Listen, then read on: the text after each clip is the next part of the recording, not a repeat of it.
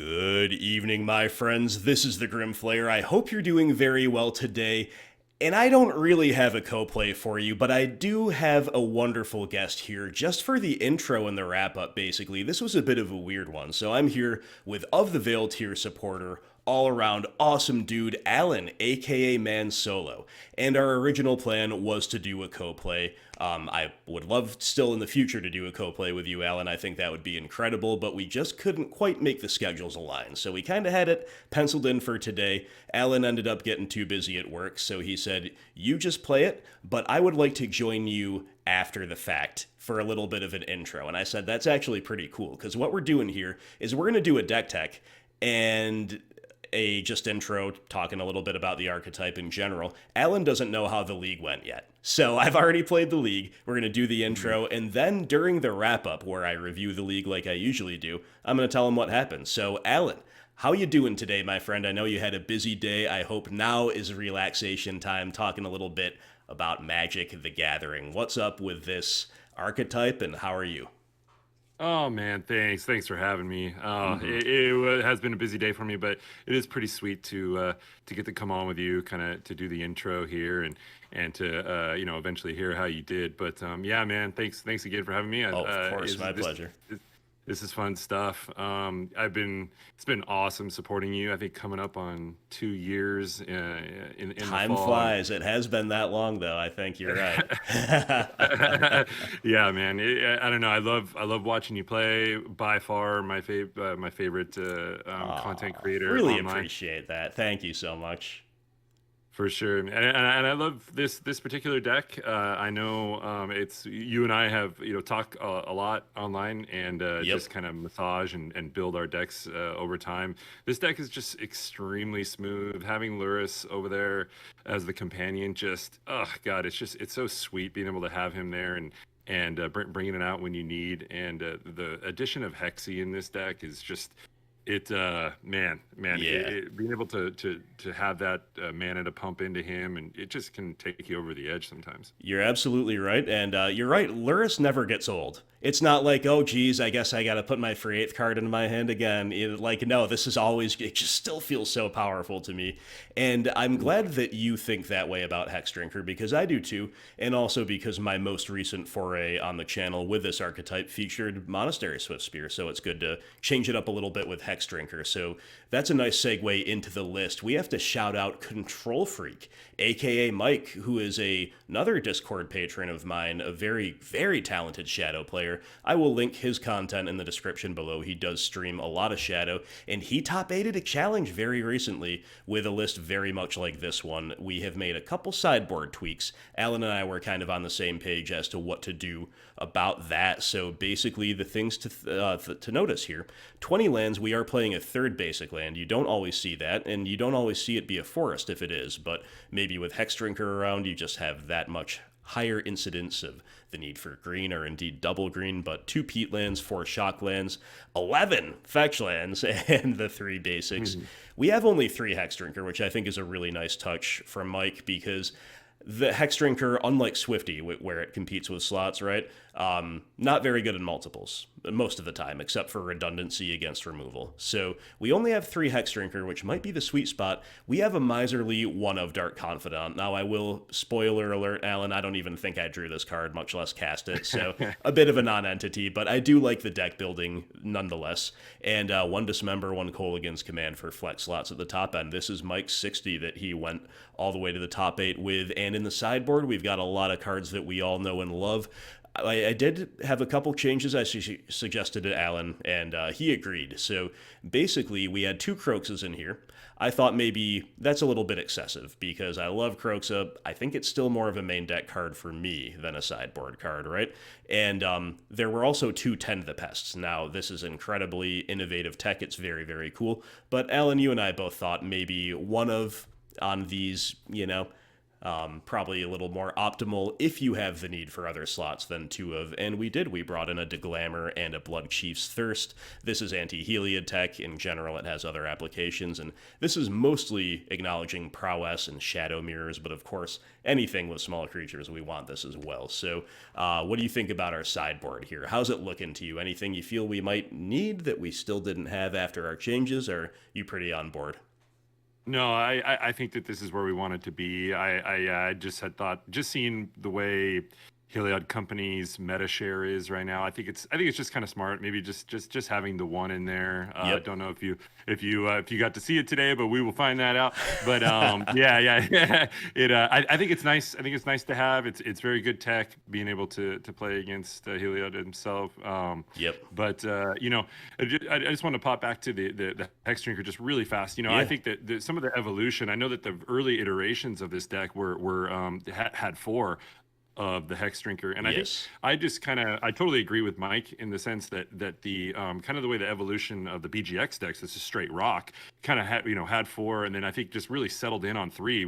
Watching you and kind of seeing you play with Hexy, I think that kind of was the predecessor to this deck, and it really did. I think 3 is the magic spot for this. Oh, deck, it's like being a father, Alan. It's like you pass your knowledge on to the next generation. The last act of BG Rock is to say, here, take Hexdrinker and go beat up on the unfair decks. Like, it's so funny. No, That's so true, though. Yeah, no, well said. Yeah, right. Now that I'm thinking of it, though, I think I actually added another Soul Guide Lantern, and I don't remember what came out. But anyway, I'll link Mike's list in the description below, and you can see the changes there. Now I'm thinking maybe there's another card. Anyway, okay. Yeah, details, right? So, in any case, I agree with you completely about Hexdrinker, and this is a very powerful archetype. It is worth noting that it was hovering around like the top 3 to top 5 for a very long time, and its meta share has fallen away a bit, but I still think it has a lot of games. So thank you so much, Alan. Thank you for joining me here. Thanks for all your support. As you said, it's right around 2 years at a very high tier of support. Very generous stuff, my friend. Anything else you'd like to say about this archetype before we pass the viewers over to the league? And then after that, you and I will wrap up what we saw. That sounds no, man. I just really looking forward to seeing the league, and I hope that all of your followers enjoy the content as always. Yeah, man, let's just keep blasting this archetype out there and try to get the most meta share as we can and have a good time with it. Yeah, well said. Appreciate it. Now let's jump into some games. All right. All right, looks like a great keep on the play in the blind to me.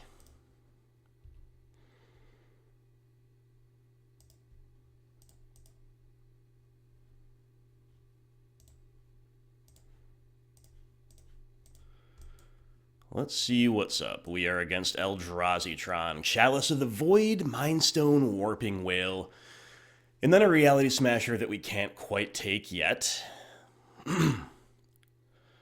I think we just take the Chalice now. We could take it next turn, right? But I'm thinking pretty obviously need to go Thoughtseize into Seal next turn, then try to get the Scourge going.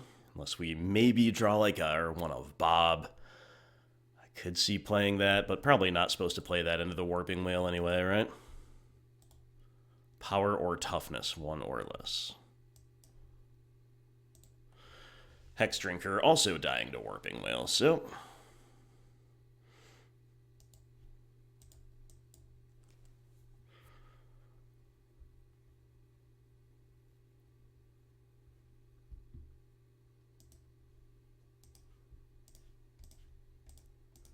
Thoughtseize you.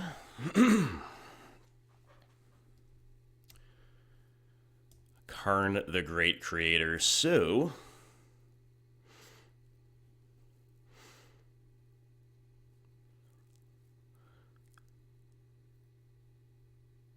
That's an interesting one. I think I'm taking that. I think I'm backing myself to beat the Smasher here, right?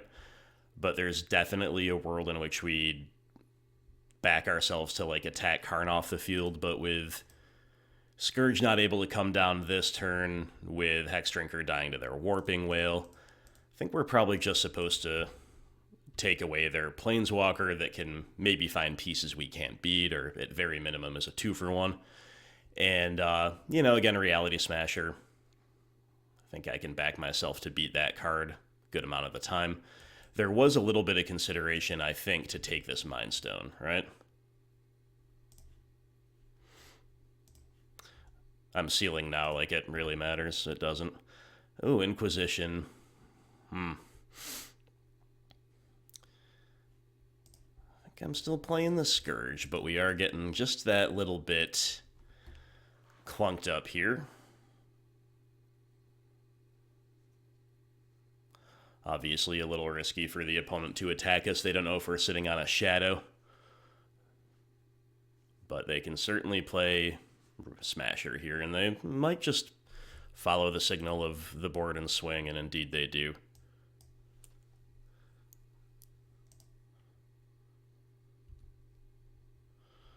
Alright, Mishra's Bauble.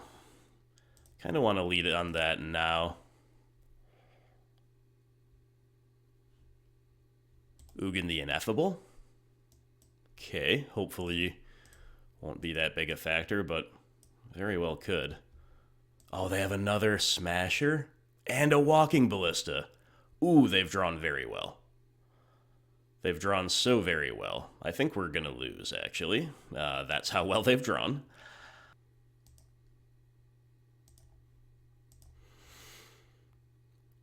Alright, so we're going a little bit all over the place with our sideboarding. I'm actually bringing in a Kroxa. I'm not sure that's correct, but it is a way to go over the top of them. It is a way to cheat a little bit more away from that CMC 1 slot.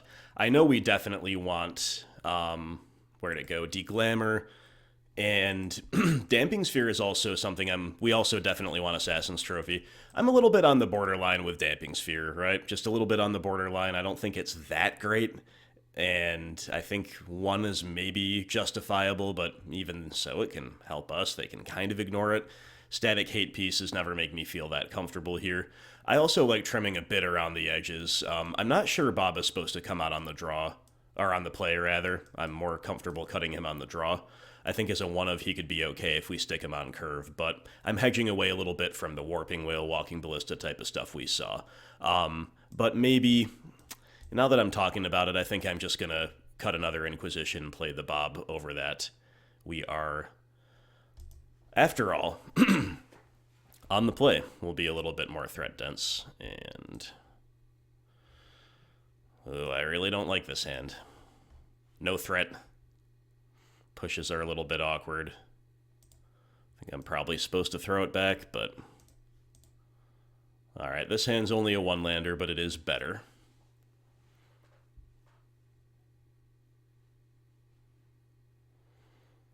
Not sure what to bottom. It's probably just supposed to be Fatal Push. Even though it kind of does something that none of the other cards in our hand could do, it's also the... Ooh, Gemstone Caverns exiling Urza's Tower. Got it. It's also the kind of the most conditional reactive card in our hand. We're bobbling now to inform the Thoughtseize a little bit more. They're about to draw a Great Creator. Could be a good target for our second Thoughtseize. But the first one, we want to clear out a Chalice with that Gemstone Caverns looming. If they have 2 Chalices, we just have to go to round 2, basically. But they only have 1, so we're pressed into taking that because our whole hand's 1-drops. I'd still likely take it anyway, but obviously leaving them Expedition map is pretty bad stuff here. I do like that second land just fine. So I guess we're supposed to Effect Shock Thoughtseize, play a Hexdrinker as Dismember bait, and then try to get this Shadow over the line.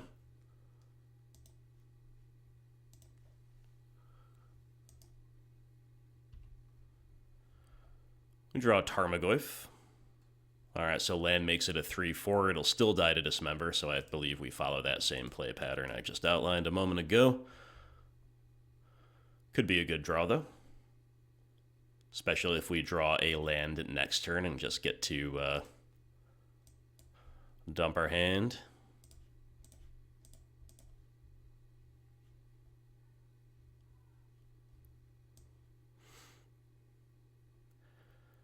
With 3 threats in hand, I once again think I'm probably supposed to take Great Creator because we have no answer cards to things it could tutor. Now we can attack it off the field, right? Pretty realistically, but at the same time, that still strikes me as the correct play.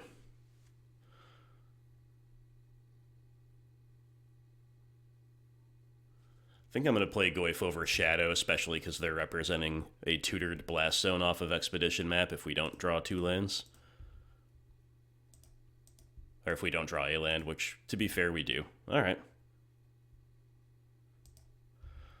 Let's attack. Hope we see a Dismember. But we don't.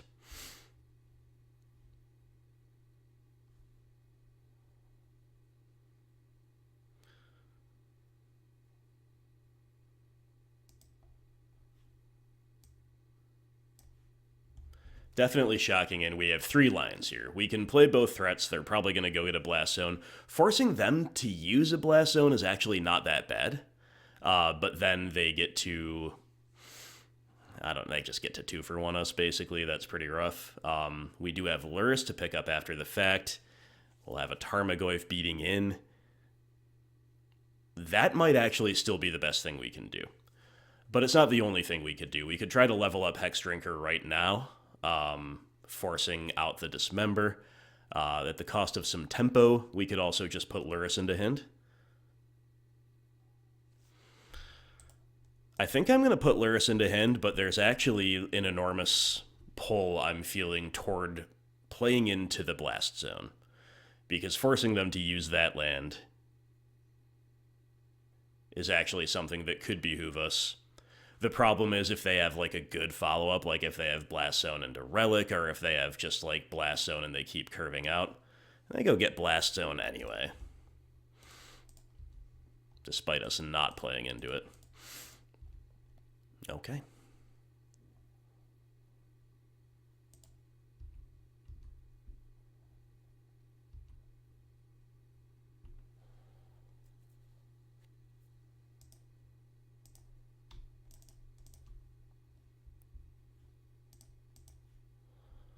Alright, so I'm going to Bauble myself right now just to control the top of the deck. Knowing what the opponent's up to would be nice, but I'd rather take the value here. Bloodstained Mire, I think we need to shuffle that away. If we're going to shuffle it away, it might as well be main phase, so we can just put a level on Hexy.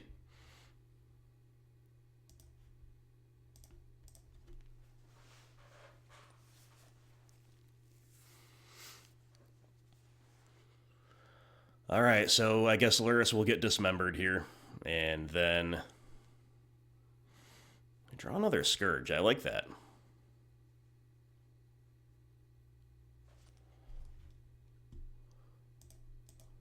Said another. It's a Scourge. It's the only Scourge for the first time, and so far I'm feeling relatively rewarded for the play.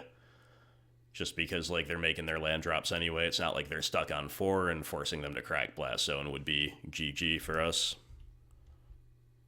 Shadow. Okay.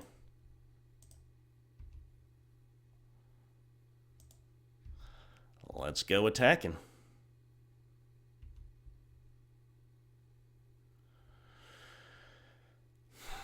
So, I think I want to play Scourge and Goyf here, because we give them the tension between cracking map and putting a counter on Blast Zone.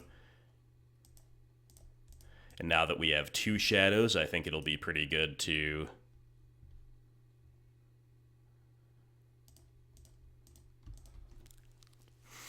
follow up after they 2 for 1 us with this zone here. And I do think we have to play 2 threats. Like, if we had anything else, like if we had a bolt, if we had a kill spell, I'd probably be a little bit more conservative, but we've just got to... we've got to be efficient with our turns.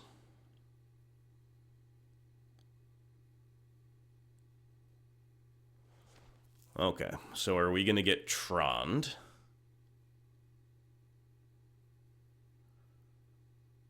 Yes.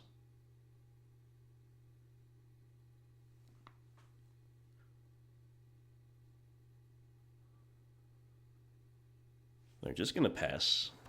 For now. Could be all as dust or whatever. Well, I don't see myself pushing this turn, so I guess we're going to level up Hexy before it attacks.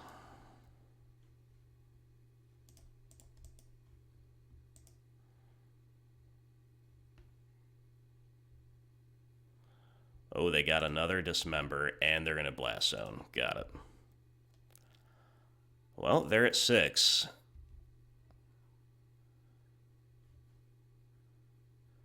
Now, and our shadows definitely could finish them off, we hope.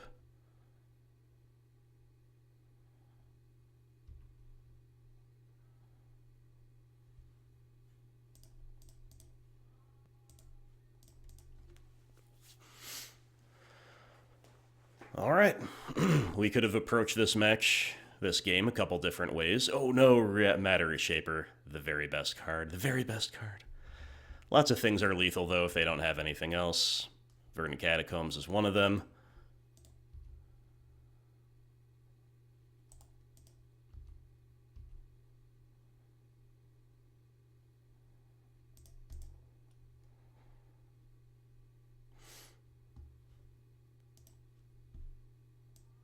I probably should have just Fatal Pushed that main phase, huh? But I just think they're dead either way.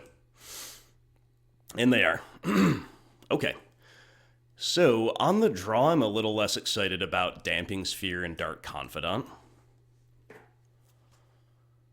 Not that it's necessarily incorrect to play either, but I could see myself probably should put back one Inquisition at least on the draw.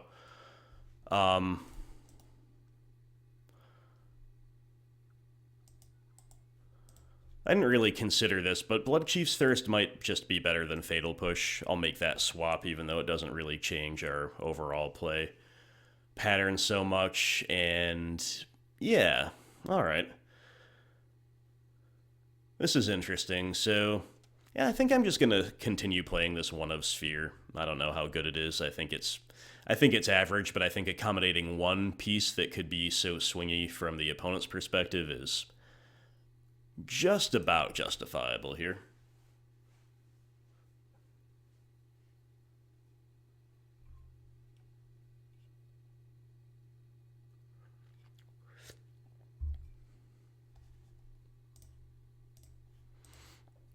Alright, OP's kept 7 both times. Let's see a nice deep mulligan from the Eldrazi Tron player. Oh, they say be right back. Might have to clip it up. Alright, OP's back. They have mulliganed to 6, and we will Inquisition.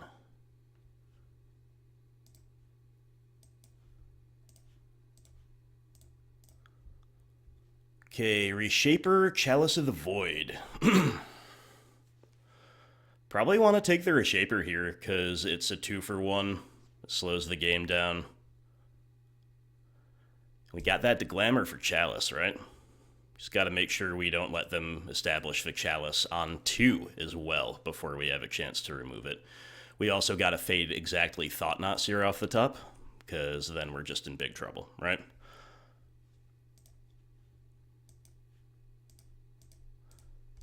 And this is all assuming that we're playing Goyf this turn instead of Deglamering. And if I knew for a fact they had those two things, oh, you gotta be kidding me with a Thought Knot. Bruh. No, that's so dumb. Oh my god. It's the only card that punishes us, so obviously they'll rip it right off the top. Unbelievable. Alright, we got a Lightning Bolt, which at least allows us to grow the Goyf at instant speed.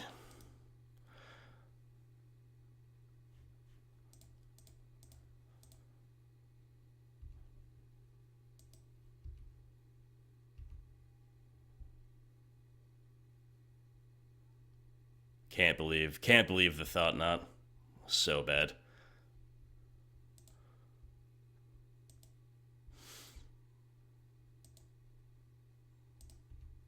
Alright, not gonna do it just yet.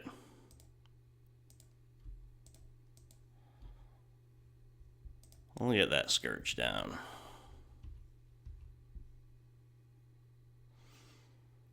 I think we were in a good spot before that happened. Now we're kind of hoping that they flood.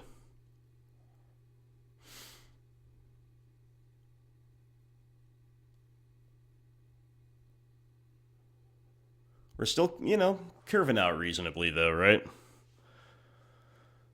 Next turn we attack again with the Bolt Bluff, or the Bolt Reality. I guess it's not even a bluff. And then we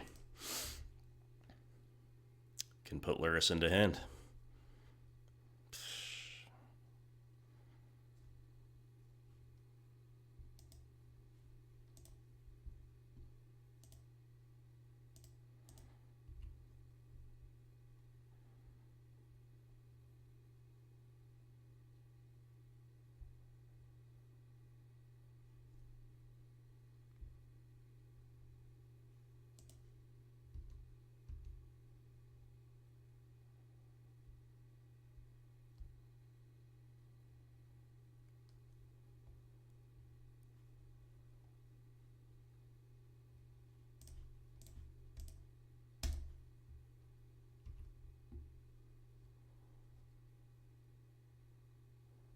Okay, OP's got that Dismember. Fair enough.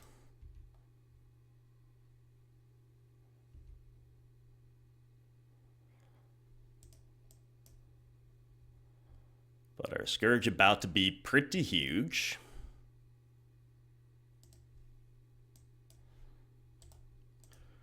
We got Lurrus going into hand. And next turn we can go Lurrus into Goyf. So we want to fade Graveyard Hate, another Thought Knot Seer, and obviously the big scary Eldrazi top end. So it's still a lot to fade, but I think that just goes to show how good our position was before they ripped Thought Knot to lock us partially out with Chalice.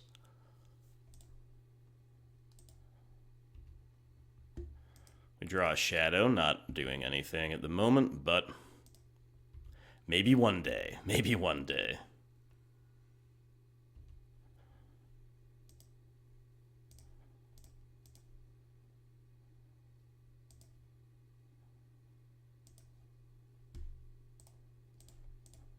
All right. Unless they've been slow rolling in all his dust, our position just got even better, right? Better by a lot. 1, 2, 3, 4, 5, 6 for all his dust. They'd need a land and AID. Is that an acronym that the kids use? Oh yeah, I wonder if he's got an AID. Yeah, I kinda doubt it. Anyway, I hope they don't have it. I hope they don't have anything here. I hope they will concede. There we go!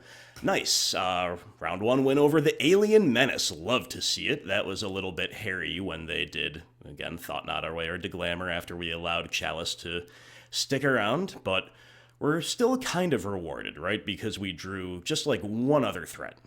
And we drew an instant, allowing us to make our Goyf a little bit better, even though it got chaliced out. So we had just enough juice to get there. Opponent didn't really put the scariest value progression together, but we did stultify their value with taking the Reshaper. So we'll take it. We'll take that win in round 1 all day. Alright, so I think I'm going to keep this 4-lander, which is pretty poor. Alright, it's a pretty poor lands to spells ratio, but if I mulligan to 6, I'd bottom a land and keep. We have, of course, Lurrus always as a failsafe, and we also have Hexdrinker as a mana sink, which is pretty cool. So, feeling obligated to Thoughtseize here against a Drowned Catacomb deck. Probably Esper Control or something like that we hate to see. Especially with a hand like this that just drew the 5th land, right? And indeed it is. Shark Typhoon, a couple ops and a Fatal Push. I think we just kind of have to take away the removal and keep trying to chug along. Problem is, we don't even have to price them into Typhooning because their hand is just full of cantrips, right? So they'll get at least a little value out of the Typhoon, a draw and a body of some kind. Oh my goodness. Well, with all the lands all the time, we're in some trouble. Oh, what are they gonna Shadow of Doubt us here or something? No, that was a little scary. Their fetching main phase is very bizarre there.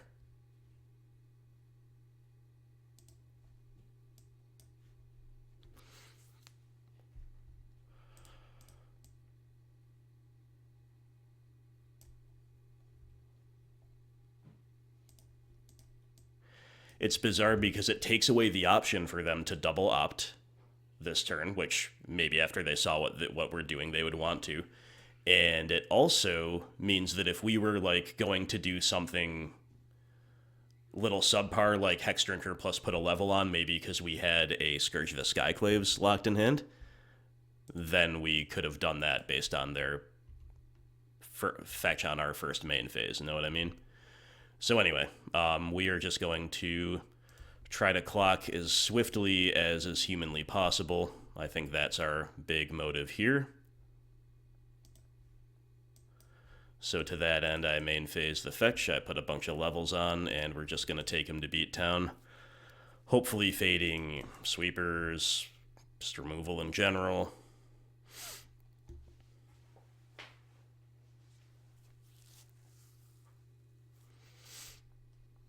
Archmage's Charm we really need to fade. But this deck has so many tools against us that I think we're just supposed to kind of make him have something that's a blowout here. Okay, Snap Push. See, like, that's not even that bad compared to some of the stuff I was afraid of, and that's still disgustingly good. You know what I mean? Esper Control, a pretty tough opponent for most decks that I play. I guess it's just probably a pretty good deck in general, right? Oh, they're getting aggro with a snap. No third land either, but no main phase opt. Fascinating.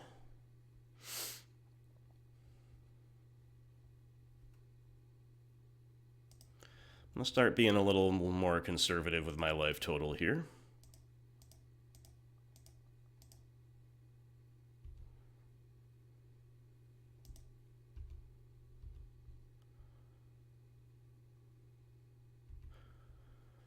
They could definitely have permission.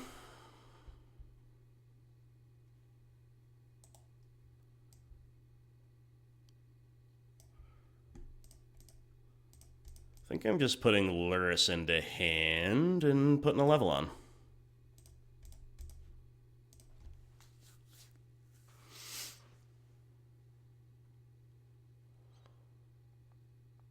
They could have Kaya's Guile. I mean, it's Esper. They're in 3 colors. They could have so much. And sometimes it seems like they have everything and then some. Yeah. Kaya's Guile. So bad. So bad right there. And there's the 4th land. Okay.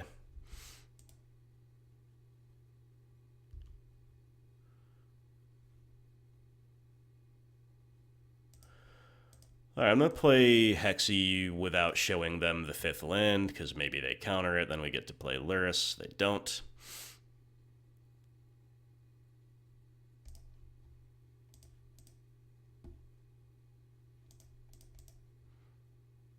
Alright, no Archmage's Charm this time, please. I think we're holding up Fatal Push here and just going to use it at the earliest opportunity.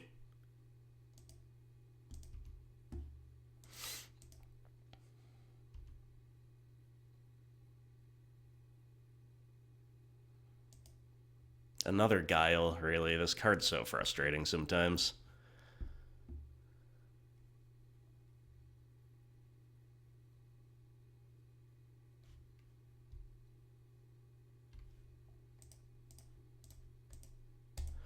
Alright, push your Snappy.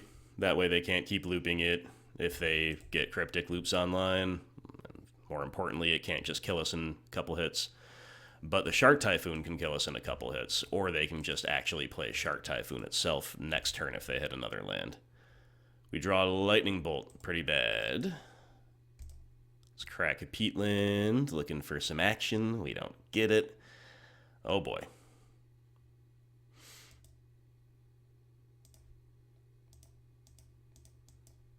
I guess we're going to kind of telegraph Bolt a little bit by taking a point there.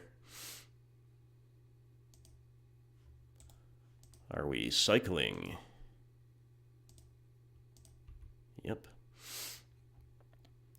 All right, so this is interesting what removal to use.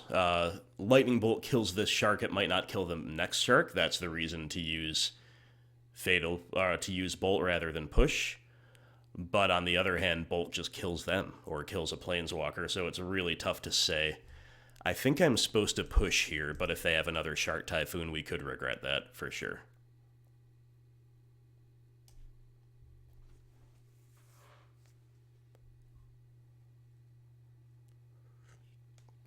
In either way, we want to use the removal before the draw resolves. Just for force, basically. Alright, so can Lurrus go all the way? Well, in many cases, yes, but not probably without any buyback targets, even if they don't have anything else, and they do.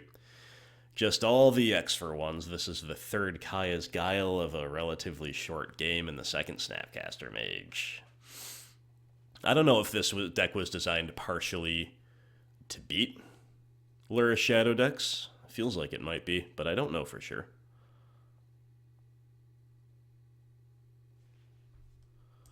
Yeah, they're making a Spirit Token. I thought maybe that would have been better for them to do last turn, but definitely better this turn. Mishra's Bauble. Alright.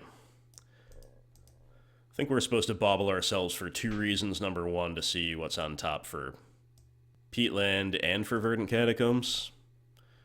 A Shadow. Alright.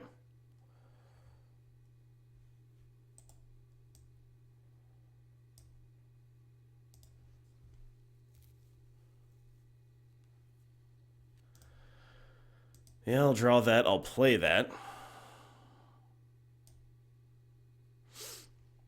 And I'm not I don't think I'm supposed to bolt anything right now. I think we gotta look for the... I probably should have played that land, though. Doesn't matter, really. But we could have at least fetched, like, a tapped Blood Crypt or something. Double Bolt is intriguing here, though. It really is. Let's just see what they've got. It's probably something that we can't beat. Big Tef. Oh, my goodness. Horrible, horrible.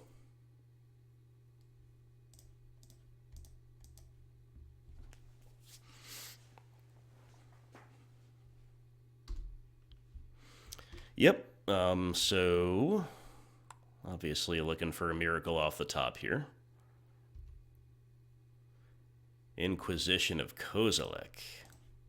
I'll cast it, but too cryptic commands.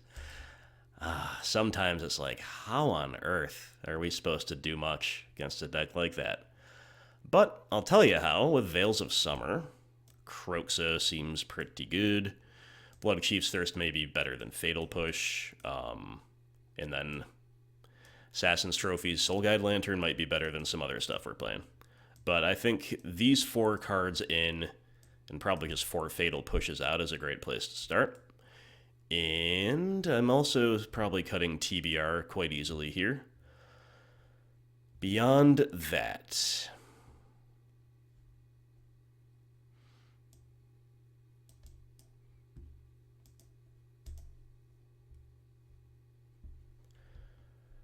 every time I play Soul Guide Lantern, I run into so many value matchups where I just wish it was Nihil Spellbomb, right? Anyone else know this feel?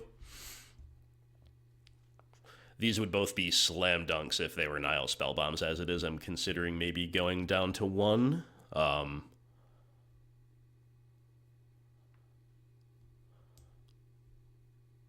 think maybe we're cutting an Inquisition just because, like, this might be like a BGX boomer mid-range bias, right? But I'm used to playing with 6 discarded spells. 7 seems like one too many bad top decks, potentially. In a matchup like this, I know discard is great, but that's kind of why on the play I can probably trim 1. And then, yeah, I think we need to play with only 1 trophy, only 1 Soul Guide Lantern, or maybe just cut a Seal of Fire. I'm not sure what is quite optimal. I think it's all about the same, so why don't we just cut the Seal? Call it good.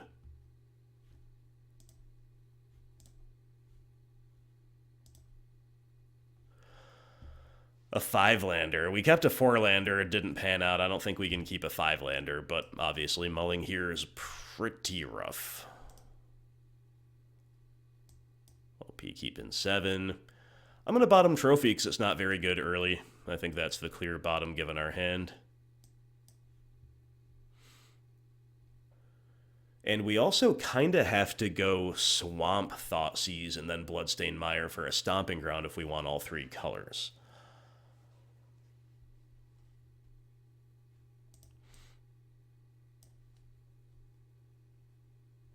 I guess that's what we're going to do.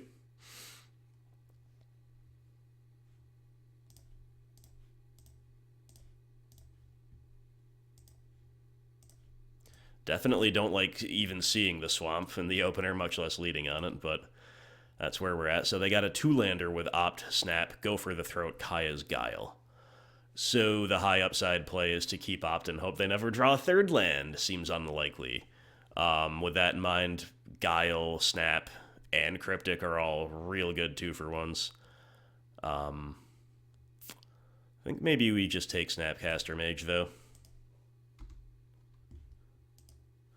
In game 1, I'd be less likely to do that because we're going to draw some pushes that we might as well have targets for relative to the upsides of other cards that we just mentioned, right? But here I think it is correct.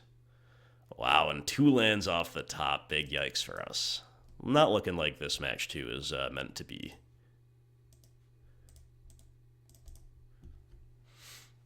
And it's a big Tarmogoyf, though. It's obviously ready to die to Go for the Throat. But we are hoping that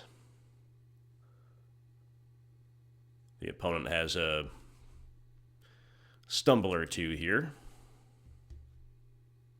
Nope, they show us a land that we didn't know about, so down goes Goyf. We draw a Trophy.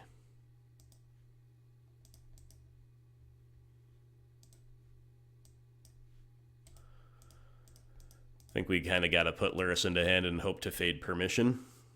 And then we're at least getting a 2-for-0 that way, starting to establish a little bit of early advantage. Obviously, they have Kaya's Guile to beat this. Do they have 2 Kaya's Guiles? Did I miss that? Oh, no, sorry, we saw one. Well, okay.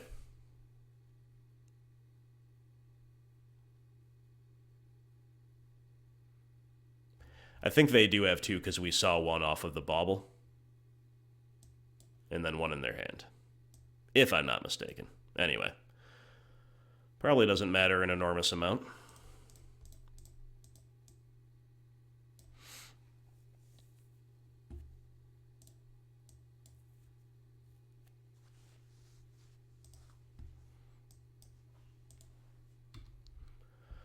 Because here comes the Guile to take care of the whole thing. The graveyard and the cat. Oh no, they're going to gain 4. Okay. Specifically because of our Kolaghan's command, that actually gives us a little more hope than we might have had a second ago. Okay, they've got Cryptic mana now, though.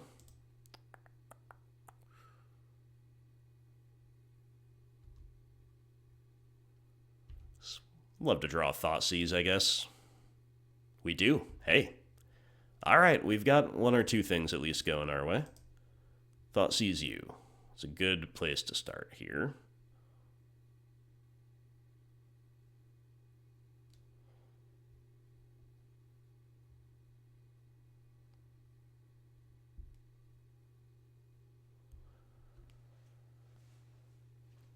It looks like they're going to Cryptic it, and now they're just going to let it resolve. And they have Big Taff. Oh, no, they have Big Taff. You hate to see it. And Kaya's Guile and Cryptic Command, which you knew about, and the 5th land. I think we have to take to Fairy, although we can beat him with Trophy. Maybe we don't have to do anything, necessarily.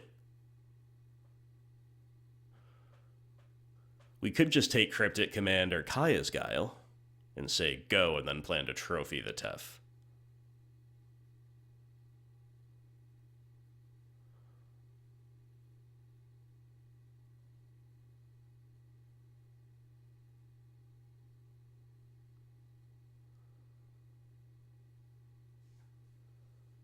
So if we take Cryptic right now, that actually might price them into a subpar Kaya's Guile. I think it will price them into playing Teferi. I think I'm going for that, but I definitely am not 100% that it's correct.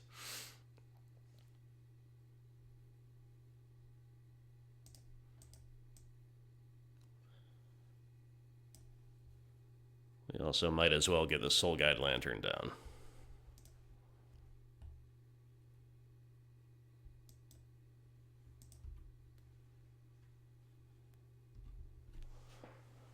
Alright, so I think we're representing Trophy to a pretty obvious extent, but we have kind of time-walked the opponent.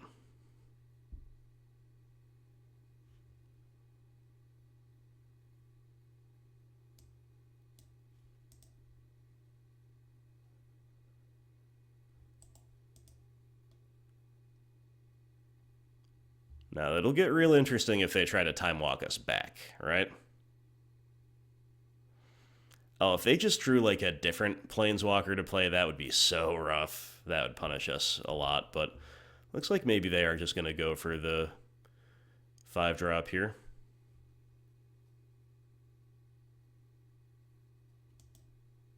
Okay. So our plan's coming together. Even if they have Force of Negation, the other card in their hand's not blue.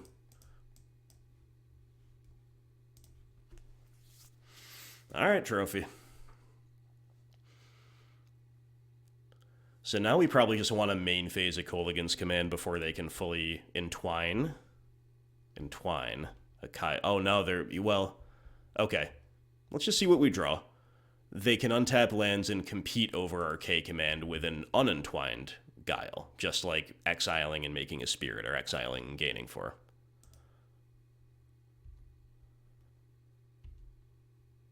Mishra's Bauble.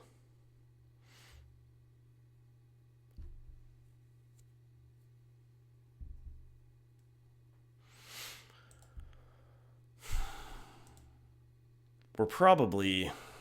Are we supposed to do that? I don't know if we're supposed to do that.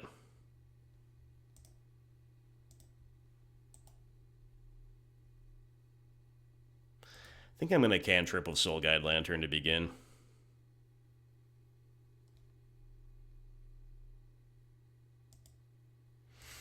Alright, we get another land. I'm going to Bauble myself, I guess.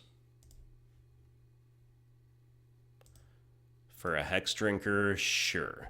So we're going to draw that. That's going to be fine. What does that tell us about what we want to do?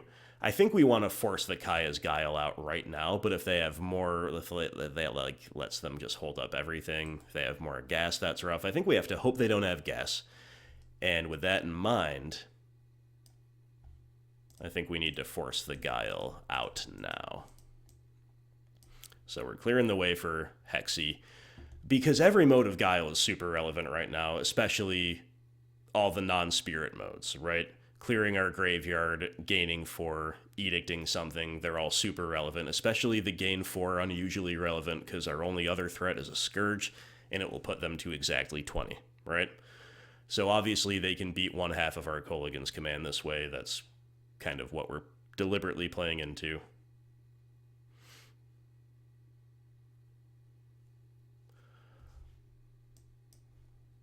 They're actually just going to let it resolve. Fascinating.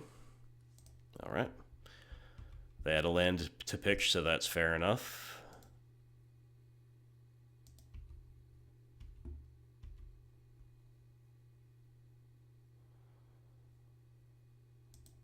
I got a little tough. Yep. So they're not holding up a fully entwined Guile this turn as well. Obviously, the Teft's pretty good, though.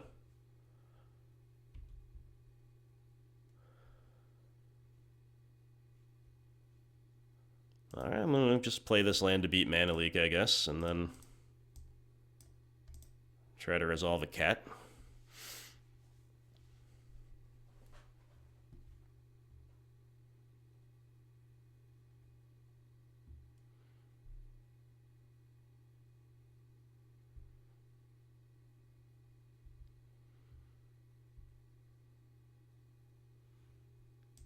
Okay, so they don't gain 4 off of this Guile, which means we can play our whole hand, and I think we should, because they have Teferi to bounce one thing and a Spirit to block another. But if they have a million Kaya's Guiles like they have this entire match so far, then this is still risky, right? But at this point, we have to hope they don't have yet another Guile or a Snapcaster Mage. And if they don't, I bet they begin by just bouncing something. Oh, they bounced the Scourge. That's interesting. And then drawing. Bouncing Scourge is interesting, because if they bounce something else and then drew into the Guile, they could have really blown out our board. But they're going to eliminate Lurrus. Obviously, that's pretty rough. Hexdrinker. I think we just begin by trying to put it to level 3. Although it does prevent us from double spelling, and it's not totally free, but I think we probably should. Sometimes opponents misplay and they respond to the level 2. That would have been nice.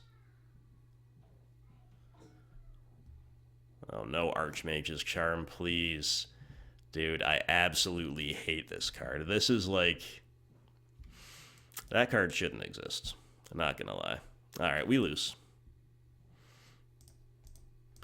And, it's been on our radar. We played around it to the extent that we could, I think. But at the end of the day, you can't usually play around that effect. And I don't mind that, like, a really powerful control magic effect exists, even at 3 mana instant speed. I don't really mind that. I don't even mind that it's a modal counterspell.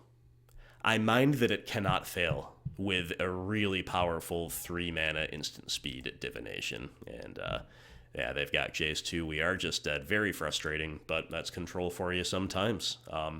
Didn't really draw Veils of Summer, didn't really have value-dense progressions, didn't really have ruthless progressions. The opponent didn't really stumble meaningfully. We need one of those things to happen, otherwise they've got way more 2-for-1s than we do, and all their stuff lines up really well. So there you go. Feels bad, but that's kind of how I would probably expect it to go, all those things being the case. Alright, the bad beats continue with a no-lander. Send it back to a decent-looking 6. I'm probably supposed to bottom a Fatal Push here, because we don't know if it's going to line up in the matchup. So that's what we'll do.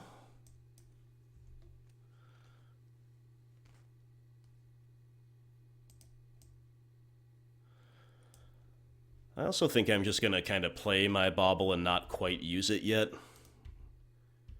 See what the opponent does on turn 1 before I decide whether I want the Bauble to control my own draw, to do something with theirs, whatever. Alright, so Birds of Paradise. We're going to bolt the bird or push the bird. I don't know which. Let's Bauble them to see what else we can see. Plains doesn't really tell us much. Could be any number of things, right? Should probably let the bird resolve first before we try to do anything to it.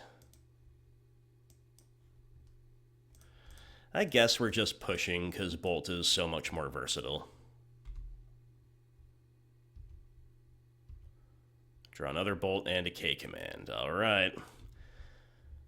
Not a very proactive turn.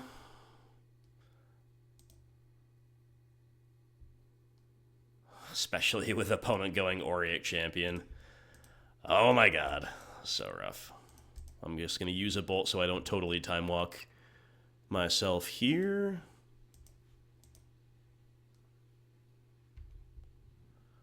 Thoughtseize. Hey, I mean, it's a card.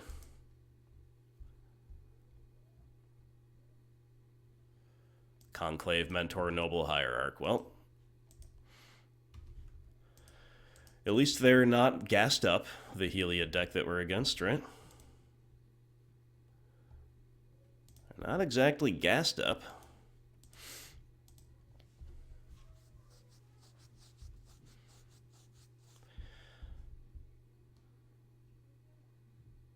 I don't really know if we're supposed to bolt the Noble Hierarch. Obviously, I don't care so much about it at the moment. But, oh, they're just sitting back. All right, we're definitely not bolting if they're sitting back, I think. All right, Hexdrinker. It's definitely a card that we can play, and I think we need to be this proactive. Like, we've time-walked ourselves so much.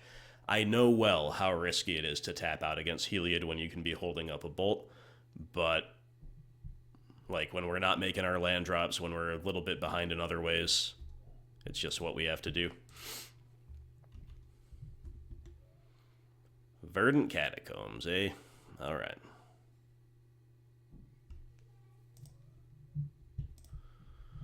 Well, I think we're just putting it to level 4 and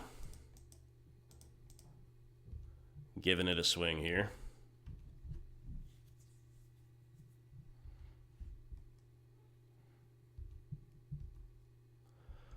Now we're going to hold up Bolt. I really hope they haven't drawn Collected Company. Oh, they're just cracking Horizon Canopy. Okay, so now it is actually pretty interesting to bolt the Hierarch just because it's going to take them off Coco this next turn, really slow them down. Give us a lot of time to get this whole Hexdrinker thing going. So I think I'm going to.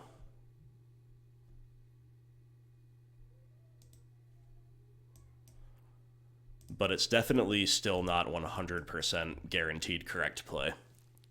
But because they've had to spend so much time just cracking canopies, that's now like a tempo play, right? It's 1-for-1, but it's also just a tempo play.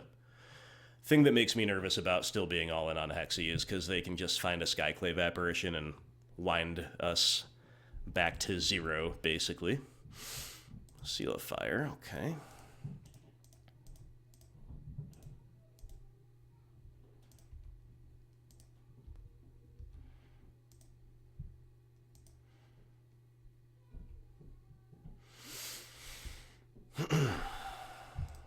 I mean, I don't love it, but I think I am supposed to play it and put 2 levels on Hexy, allowing us to at least hold up a shock effect to maybe interact with their combo while we threaten to go level 8 next turn.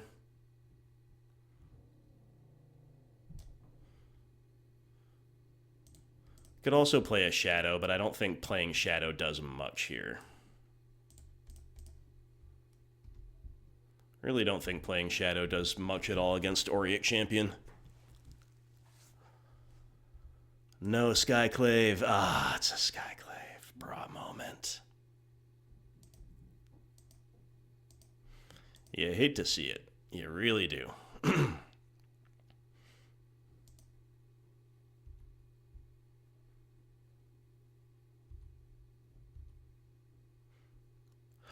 Ooh, no, I clicked one too many times. I was just going to say, are they really attacking?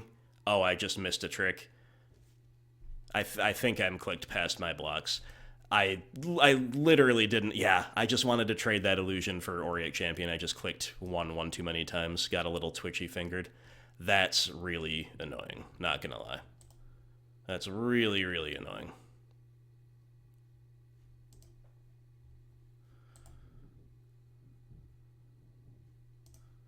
Alright, I guess we just put Lurrus into hand now, but... Ooh, just a misclick.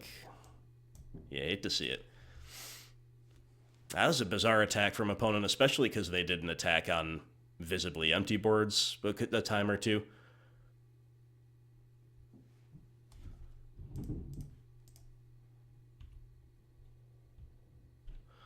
Wooded Foothills. Alright, so we can go Lurrus buyback Seal. That's a pretty proactive way to approach the game. Alternatively, we can go Lurrus buyback Bauble, hold up Fatal Push, or Lurrus buyback Bauble, hold up Shadow.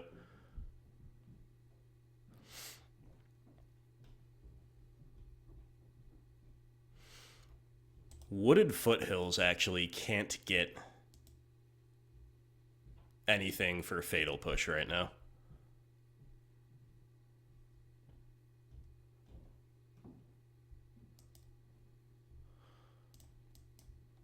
I don't think. No, it can't, so... We'll use it for a mountain to main phase our Lurrus.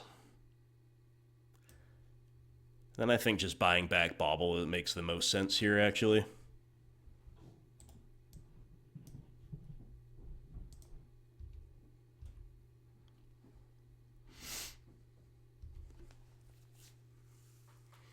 Alright, if opponent still isn't doing much, they're either just utterly flooded, or they have at least a path, but I would have expected a path on the end step there. Another land off the top. Maybe they are just completely flooded. The attack, sure.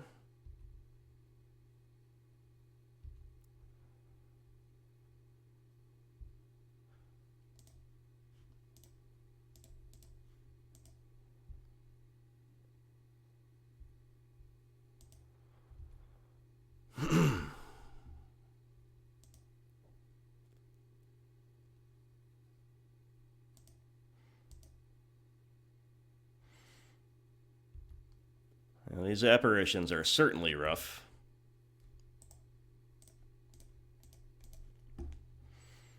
Got some big old illusion tokens coming down their throat now. That's a thing, I guess. Whoa. Whoa, we draw lightning bolts? Little reach, a little reach.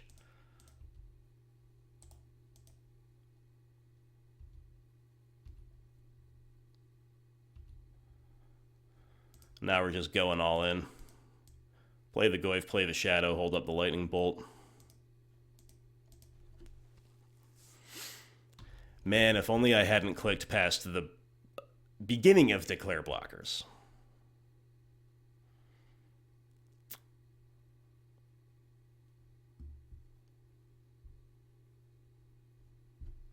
We'll see if it matters.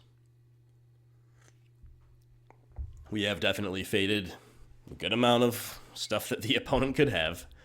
Let nobody claim otherwise.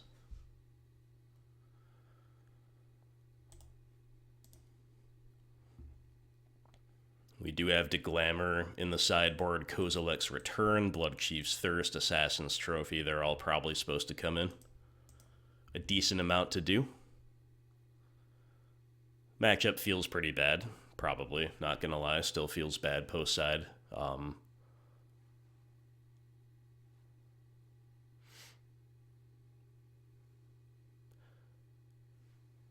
assuming OP is not necessarily tanking right now. They're maybe thinking, or maybe they're AFK, because I don't know what they could be thinking so much about with only 3 mana open, but they could, again, still have a couple paths they've been disciplined with, right? They go fetch a basic forest because they don't have any more shocklands to fetch. They've deployed all 4. Voice of Resurgence. That is annoying.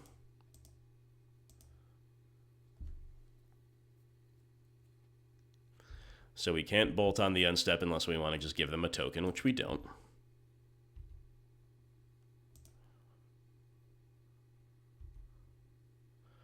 Scourge of the Skyclaves. Alright, so I think we kind of want to just main phase shock the voice, and no other mode is probably that relevant. They seem like they have another land to pitch, but we're probably still supposed to make them discard, right?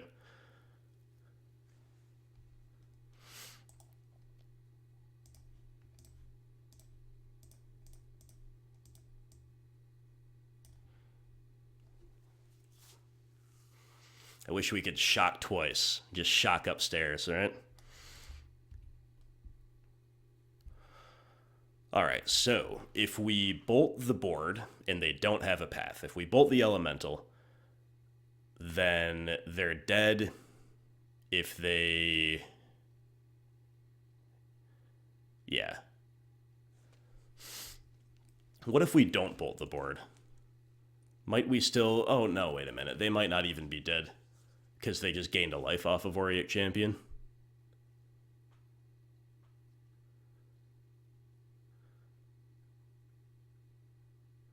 So let's say we bolt Elemental. They do have to block... They do have to have something. They are actually dead. Alright, let's go for it on that evidence. For a second I was thinking the point of life that they gained changed it, but it actually doesn't. We have exactly lethal still. Steal game 1. So opponent made a bad attack. I clicked past the block. I think that game would have been a lot more comfortable if that didn't happen. But at the same time, they probably shouldn't have made the attack in the first place, right?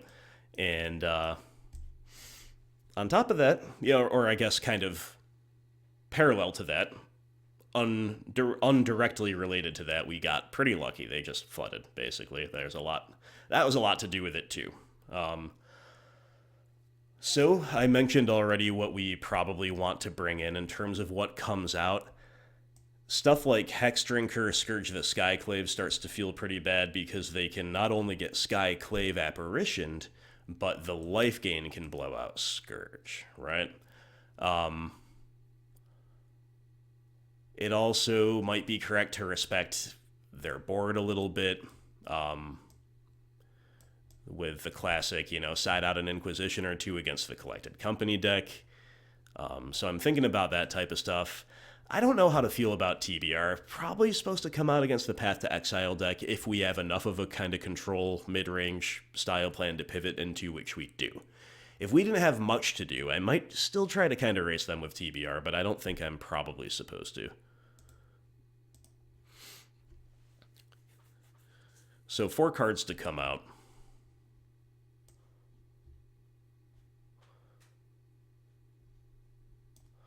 Is it supposed to just be like a Hexdrinker, 2 Scourges, and then 1 whatever?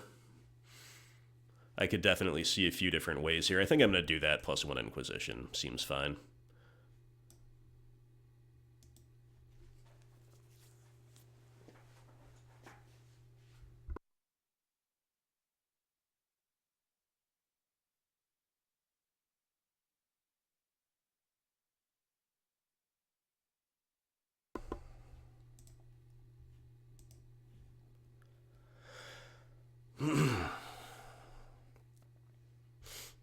Valid enough keep. 3 lands, 4 spells.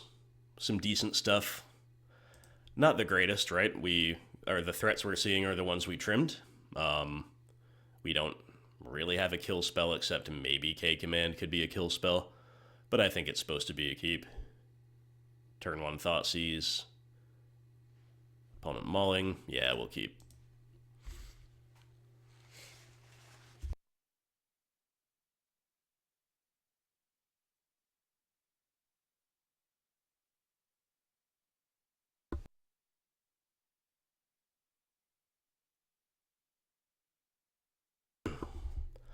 Well, they go all the way down to 5.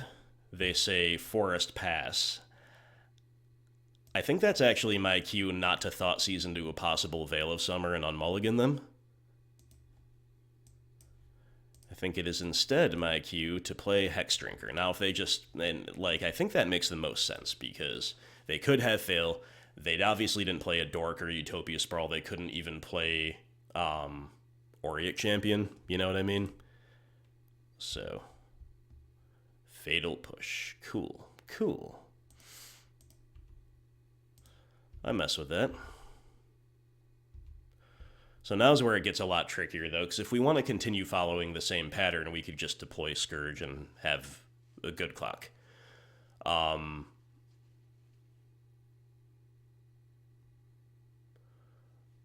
thinking more like I'm probably supposed to Thoughtseize now, but I actually still can really see the Scourge being the play. It's a real tough call.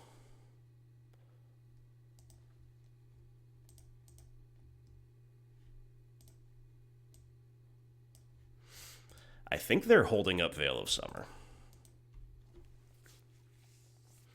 So there's a Scourge, and if we lose because of this, then so be it. I do admittedly find that a little bit unlikely. Just because, if they're going to tap out this turn, hopefully 1 Thoughtseize plus push and K-Command is enough to disrupt them. It's merely a Skyclave apparition. It's not like Heliod or something that we let hit the field, so feeling pretty rewarded. We draw another Hexy, sure. We Thoughtseize away the Collected Company. They have only lands.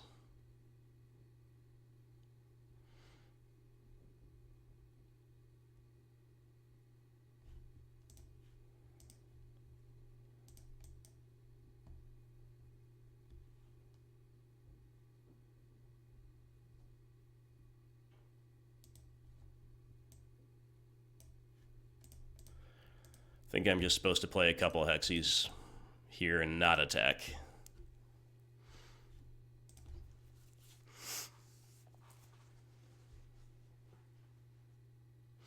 Although an attack wouldn't have been the worst, right? It kind of plays into our hands with Lurrus a little bit.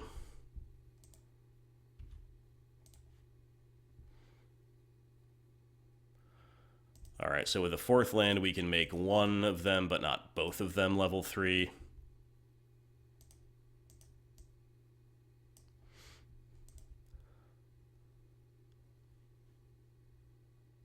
Are we getting pathed? Was that their draw? Are they going to Collected Company in response? They found a Coco off the top. Bruh. That hurts. Or at least they're bluffing that they did.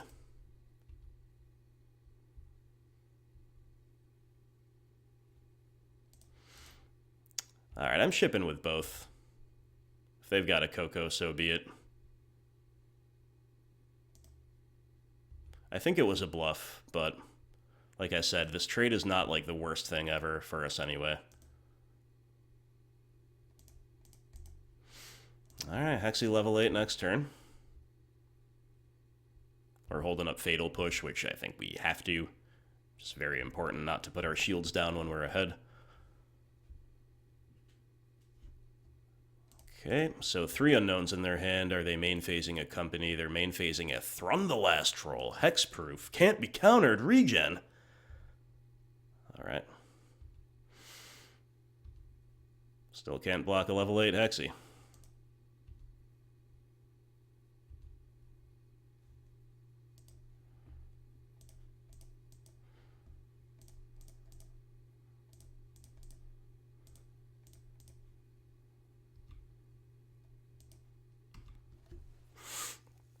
Alright, they're dead next turn unless they find some life gain. We've got Fatal Push to beat the board, and that is the match. Alright, Thrun the Last Troll is some kind of strange technology, but I don't hate it. I love the card, and, you know, that you can power him out early in a deck like this is definitely cool, but at the same time, he's not found off Collected Company, and it feels almost sadly like Modern has passed this legendary Troll Shaman by a little bit. Or maybe a lot. I can't counter Signal Thrun any more than that, though. I love the card. So you saw there, you know, it's a matchup where it's fine. They were in top deck mode. They found it on curve, basically, relative to their land drops anyway, after having cracked Canopy, and it still didn't matter, right? There are some matchups, or some games where it'd matter. Not really one of them. So I don't know what to say about that. I do feel we got some pretty weak Heliod progressions to tangle with. The opponent flooded in game 1 and mulliganed to 5 in game 2. Definitely doesn't hurt. So, hey, tough matchup, but we 2-0 it. Feels good. Alright, GG die roll, we're on the play with a bit of a weird keep, but I think it is a keep. It's conspicuously non-black, right? The only part black card we have in our hand is Kolaghan's Command. I actually think Stomping Ground is the correct land to play in the dark here, which is also, it's weird in and of itself, and it's also a signal of our very odd progression. But it's hard to throw this one back in the dark on the play. We know everything's gonna have text, right? We know it all lines up somehow. So we'll have to see if it's good enough. An opposing Stomping Ground deck. Birds of Paradise off Stomping Ground. Intriguing. Intriguing. We got Tarmogoyf. I'd really love to play Goyf, but I think we're supposed to bolt and put a level on. I don't know if I should be worried about Blood Moon right now. I'm probably not going to.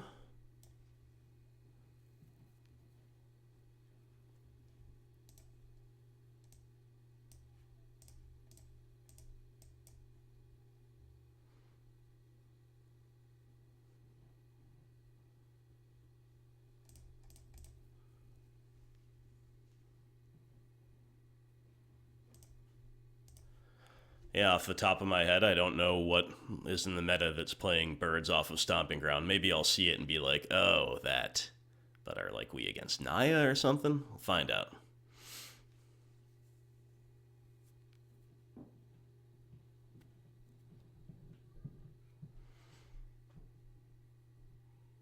Well, there's a white fetch land. Doesn't necessarily mean white targets, but could be Naya.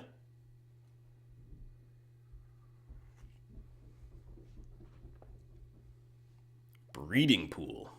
Temur. Ooh. The sight of the color blue makes me feel some type of way. Hidden Herbalists. Whoa. Into birds? This is like Burning Tree Emissary number 5 through 8. Fascinating, and even more fascinating it gets. So we can just... I don't know. I'm assuming we're up against some kind of zoo deck, but I don't really know. I guess Mishra's Bauble. I didn't notice we'd drawn that before I started talking. That's where we'll start. That'll help inform our decision a little bit here, at least. Neoform. Neoform? What's going on here? I genuinely don't know what's going on here. I was getting ready to bolt the bird to stop them from having a more explosive turn, but with Neoform, I kind of want to bolt the Herbalist. Is this Vannifar Pod? Or something like that? Yeah, I don't know. Either way, I do think we should probably bolt, and I guess we like bolting the Herbalists well enough because it lets us attack and play a Goyf. But my lack of knowledge here could definitely come back to bite us. If we had just another kill spell, I'd snap it off.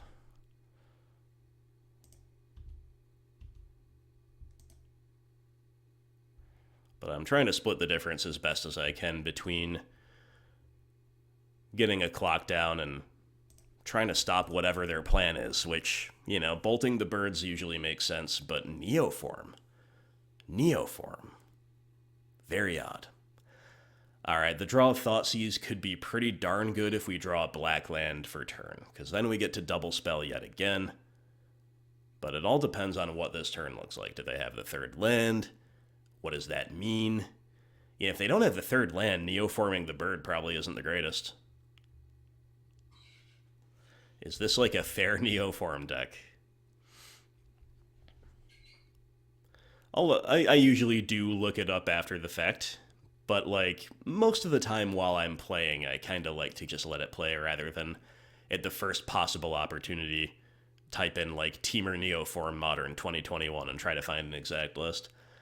Although, you know, sometimes by the time it's sideboarding time, I'll do that, especially if I didn't see enough of their deck, but yeah, so, yeah, if you want to leave a note in the comments about what this deck is, feel free. As I say, will probably look it up myself after, but you never know. Never know if this is even a thing. Opponent's tanking, and now they're paying costs.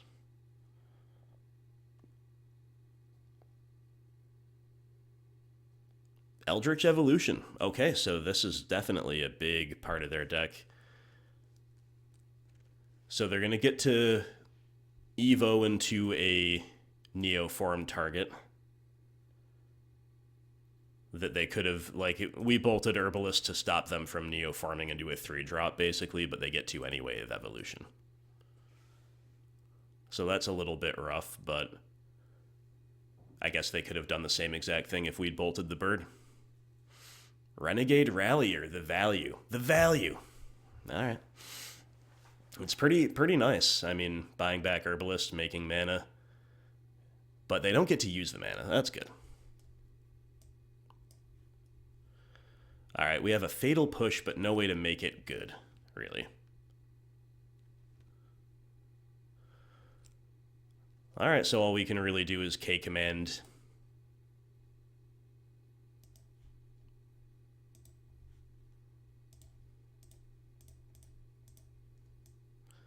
And swing with both. And now that we see that their deck really is kind of all in on this plan, I do think we kind of have to do it that way. Like, I don't mind if they obviously trade their bear for our Hexy at this point. Okay, I see a card that I have no idea what it is hitting the bin. Hellraiser Goblin. Creatures you control have haste and attack each combat if able. It is a 3-mana 2/2, which and their blocking are Hexdrinker. I have no idea, and I really didn't expect that trade to happen because it looks to me like keeping their board clear is the way to victory. Right? So why not just take 2 from our Savannah Lions there is my question, but clearly I don't know what's going on.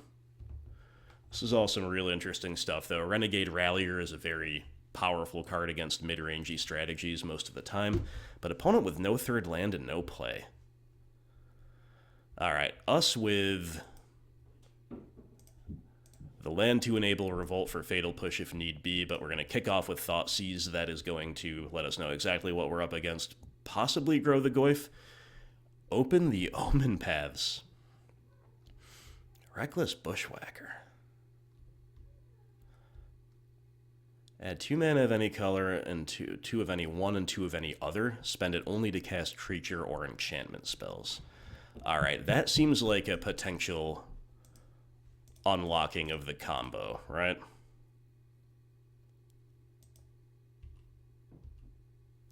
And I'm just going to pass holding up Fatal Push here. Like, I want to put Lurrus into hand, but I don't want to lose Revolt to kill their 3-drop and give them another turn. So if they find a land for Bushwhacker or some other way to play a single creature, we're just going to push it, untap, and win.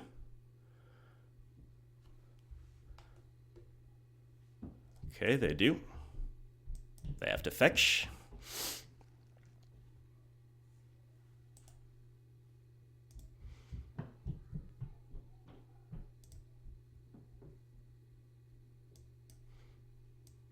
Alright, let's see if they attack.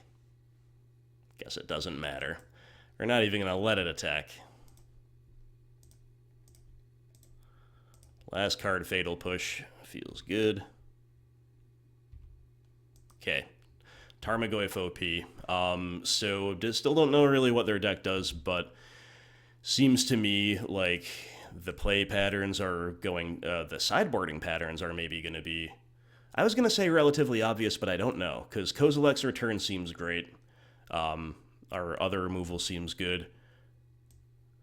I don't know, the trophy seems worse than the other removals by a lot, but maybe we still should. And then Damping Sphere is pretty good. Against any kind of reckless Bushwhacker plan, probably. But it's possible that we have so much removal that we should just play like all kill spells, discard, and threats. Kroxa also seems pretty good. I think Kroxa's good against Neoform and Eldritch Evolution decks generally. Especially ones that have X for 1 potential, like with Renegade Ralliers and stuff like that. But it's possibly in the Damping Sphere category of like we have too much else to do. I'm not sure. So, I think maybe trimming a discard spell, it seems like it's free enough to make that a Thoughtseize here is where we start. Once again, I'm going to cut TBR. I think we have too much else to do. I'm probably going to play with 1 at the most D-Sphere. And then it is likely, but not definitely correct, to cut some threats here, I guess. So I'm going to probably split the difference a little bit. A little something like that. Then we could just play without Damping Sphere and just have all the kill spells, discard, and threats. I think that's probably what I'll do until I see a definitive need for D-Sphere. D-Sphere is, we know that it at least makes the Herbalists and the presumably included, Burning Trees bad. Makes them into actual grizzly bears, right? I think I'm going to play a D-Sphere even on the draw. Let's just play without Kroxa. Fascinating list here from the opponent, though.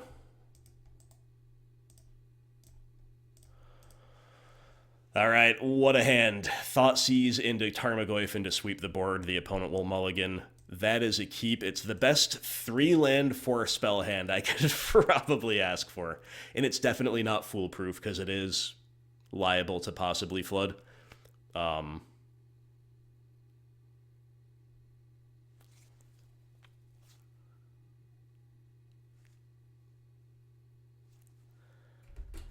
I think I've been recording with an echo this entire time. I just froze in horror as I realized that if I'm not, disregard this. But I think I might have been echoing this whole time because I put in my speakers for a second before I started playing and I forgot to unplug them.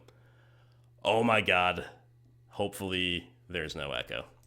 If so, then this entire recording will have been wasted and I'll have to go back and do part of it in a replay. And I've been having such fun and been commentating so expertly. Or so I'll claim, and you'll never know the difference if I have to go back and do it again. Oh my god, that'll be a tilt. Well, whatever, even if that's the case, we're still having fun, and we are still recording without an echo now, at least, I hope.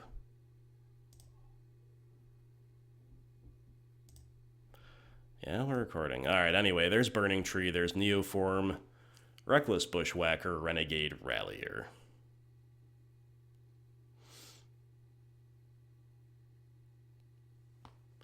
Kind of want to take the... I mean, you can make an argument for taking any of these, right?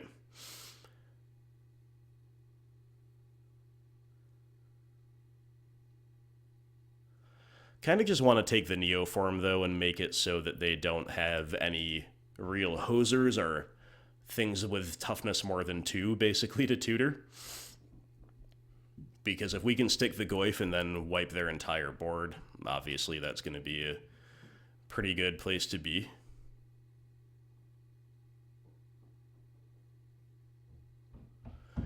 I really hope that wasn't echoing the whole time. I have made a mistake every single time I've recorded lately with something, whether it's the crop or I forget to record during the intro and I have to go back and do it again. I just my brain is ceasing to function. I'm just so busy all the time that I'm becoming senile in my early 30s. You hate to see it. All right. Anyway, I'm happy that they didn't find another emissary or similar.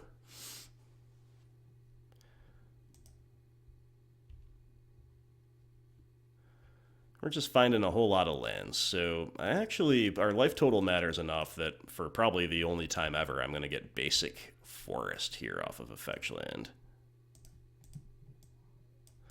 And play a Goyf that's not as big as I hoped it would be. Maybe I should have thought of that specific thing a little bit more when taking away Neoform, but I do still think it's kind of correct, because Goyf is still big enough to block, and that's really what matters at this moment.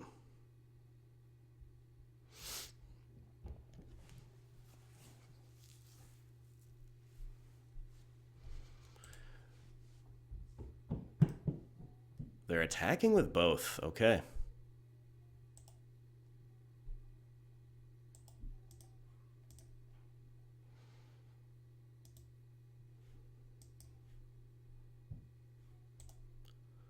think we play around Renegade Rallier the best by making that block.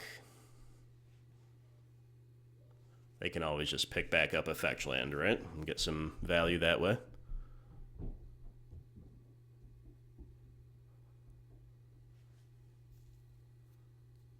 But let's see what they do.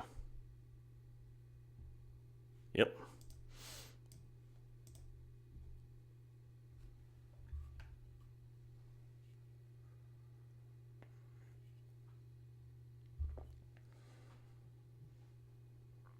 Ooh, they have another play to make. Is it just a dork? Because if so, I'm just going to main phase a K return. Yeah, it is. So I was thinking maybe we wait and see what they top deck. Now that they're giving us a 3-for-1 chance, I think we do just grab a swamp, wipe the board, and start clocking.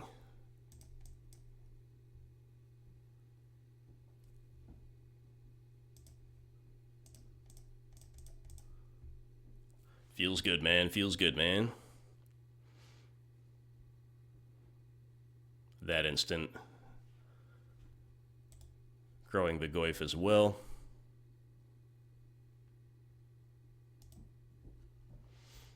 Are we scooping? No. Maybe thought about the scoop. Alright. Boom, Iridate. 2 more hits, OP's done for. We've got, Lurrus plus Lightning Bolt plus Peatland. A few different ways to do some stuff even if our top decks don't comply. We are down at 6. Like, I don't know if they play Lightning Bolt. That's a little scary maybe for that reason alone, but...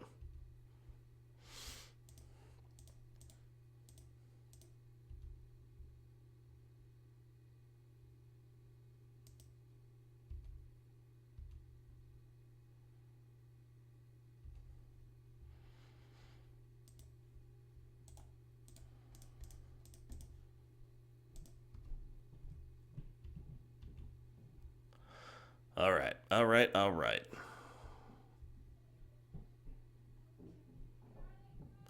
So they could have a lot of things in hand, including, yeah, they could have that plus, what's it called? The Bushwhacker, or, you know, they could have drawn one last turn, the other this turn.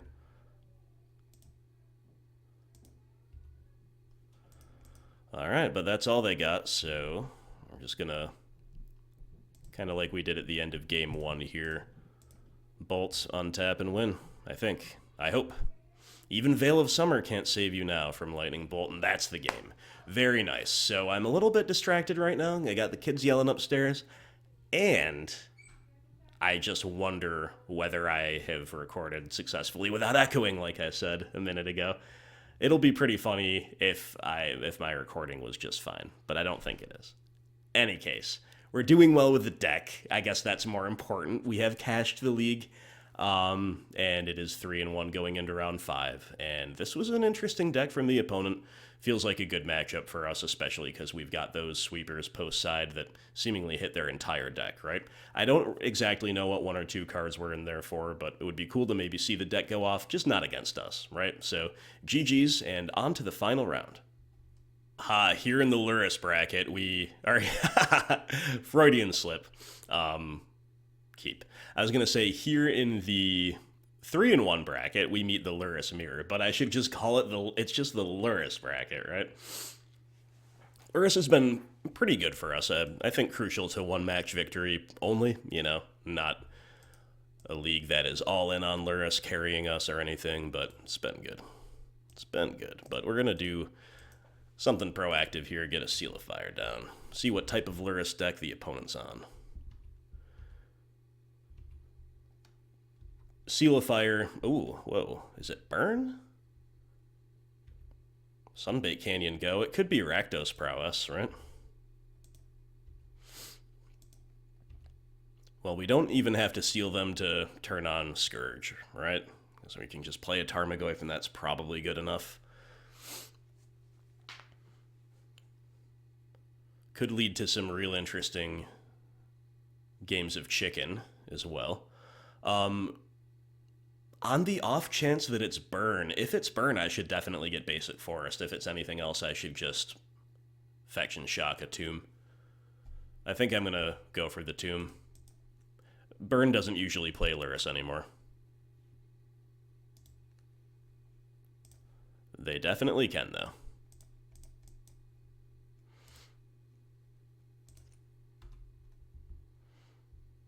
Alright, OP's just going to cast a Lightning Bolt on Tarmogoyf. We're going to respond with Seal of Fire. We're going to blow him out. It's going to be great. They're going to bolt us. Oh no. Oh no, it's Burn, isn't it? That's so annoying if true. Annoying if true.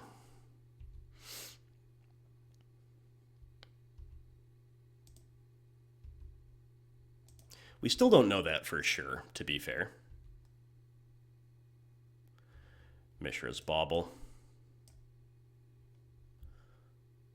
Alright, I'm going to main phase that. We're probably not going to get the knowledge out of it, but it is a good way to grow the Goyf right away. It is Burn. Come on, really? Really, it's Burn. Man, if only we didn't fetch a fetch and shock, I think our position would be pretty good.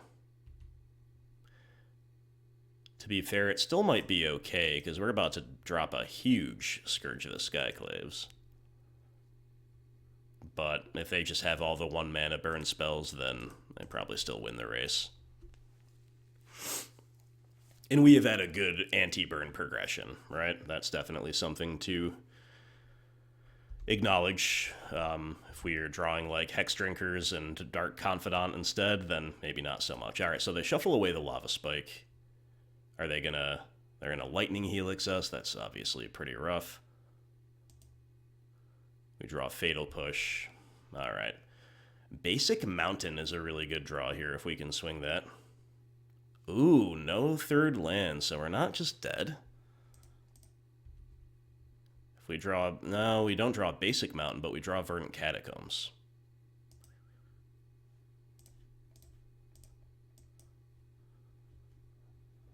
All right, bolt them. And... I mean, I guess there's no need to bolt until we attack, right? That's the game. Whoa, stolen by Tarmogoyf and Scourge. You love to see it. And by GG Die Roll being on the play. Tend the Pests we haven't brought in yet. This is really fascinating. I think this is probably supposed to come in against burn. Even if it's not, I'm going to use it, because we haven't played the card yet, and that's pretty cool. So Bloodchief's Thirst seems pretty decent. Kroxa and Trophy seem a little... Yeah, they I guess also seem decent.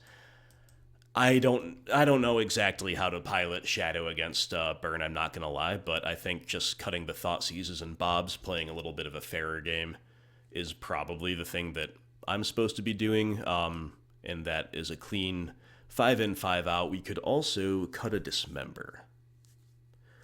But I think if we're going to leave anything painful in, it should be probably a removal spell. And, you know, Dismember is not always painful. The other things pretty much always are. The other thing we could do is play a Deglamer to try to kill Eidolon, which is actually pretty interesting. It might actually be as good or better than Dismember. I'm not sure. Should we play Deglamer for the memes? What if this was a Nature's Claim and we could gain life? We could gain 4 life off our own Bauble or kill their Eidolon. That'd be epic. Anyway. We could also play a D-Sphere, just like a Soul Guide Lantern to cantrip, but it's probably supposed to be one or the other. I'm going to try to the Deglamer. Like, we have a ton of kill spells. Let's go for it. So, like, either way, you know, possibly surplus to requirements. Levels of kill spells is what I'm saying, so why not try the meme card? But...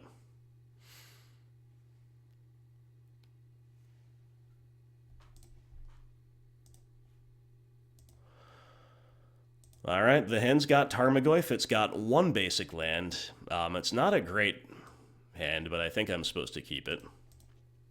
Ooh, I'll be honest, I forgot they're playing Lurrus. Maybe we should just have Soul Guide Lanterns in, because it does more than simply...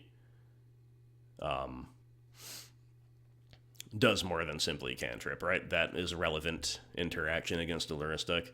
I completely forgot. My bad. But we draw Inquisition, which is pretty good. The problem with Basic Mountain Bolt the Swifty is that it doesn't let us do anything next turn except fire Bolt upstairs if they don't have a creature. But I still think I'm going to do it, because if they don't have a creature, then that's its own kind of tempo gain for us, you know what I mean?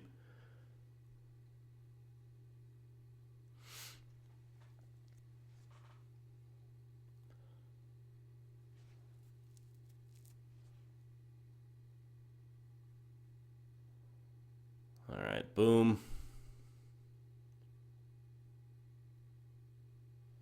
Exiling a Rift Bolt. Got it. Ooh, Basic Forest. We can just continue painlessly developing if we just play Bolt into Hexy that way. And then next turn we can still Inquisition, but I think we're supposed to Inquisition now. And if so, we should do it off Overgrown Tomb so we can double spell of Goyf and Hexy next turn. Alright.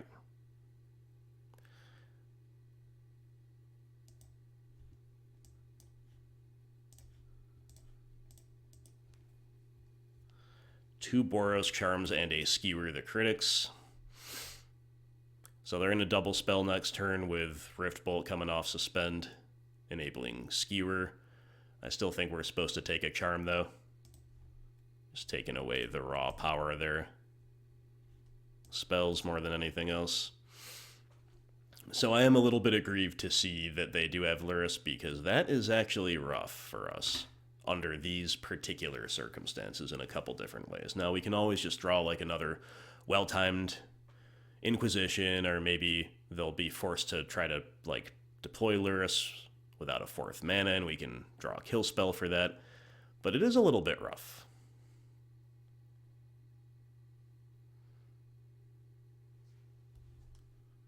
Okay, we're at 10, and they have found another Skewer. Oh boy, now we're at a virtual 3. That's actually real bad. But we get to play a couple goofballs here. But that was a pretty killer find, just like another exactly Skewer, because not only is it a 1 mana deal 3, it's also one that could have been a bad top deck in a turn or two, maybe. Alright, so obviously we're getting Boros Charmed here.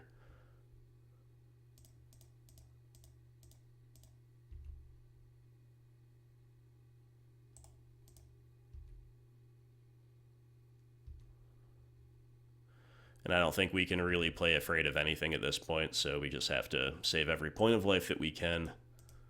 Put Lurrus into hand. Play that.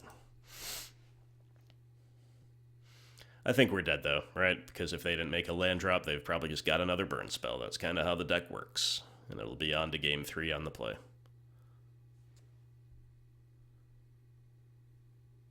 Yep.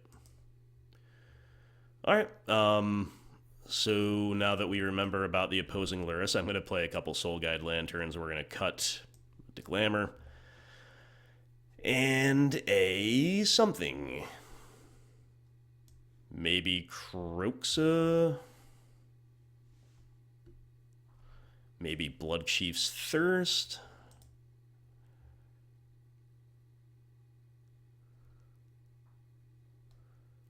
Or maybe even Temur Battle Rage, because we're playing a little bit more of a controlling game, or maybe Kolaghan's Command, because it is slow. Those are the cards that I'm thinking of. I think it should probably just be Kroxa.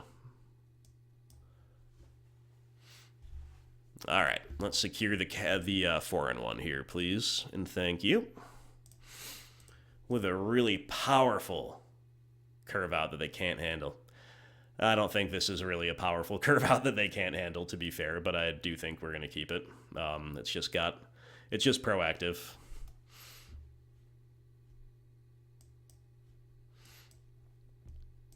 It's just like a proactive, okay, on the play keep, I think.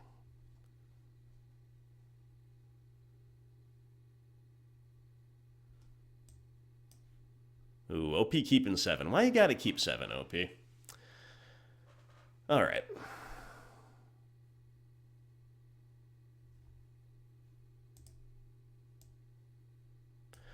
I think it's worth bobbling ourselves here. Soul Guide Lantern.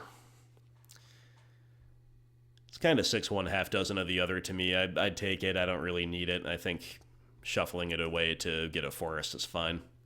But if we had found a Haymaker there, or something really desirable, I would have played Stomping Ground.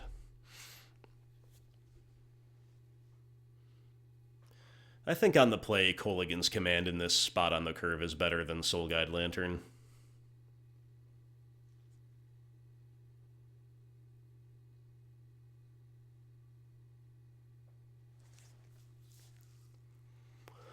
Probably just using these things as Savannah Lions. Like, if we don't draw anything relevant right now, let's find out if we do. No, not right now. So, I think I'd rather play Stomping Ground tapped than get a level on a Hexy.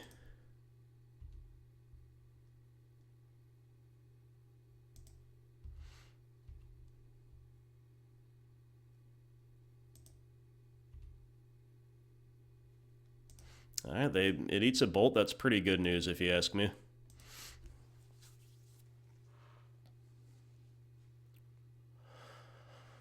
Alright, I want to fade Searing Blaze and Blood pretty badly. Swifty, you know, you don't like to see that. But they're pathing. We barely have a land to get. But we do. Alright.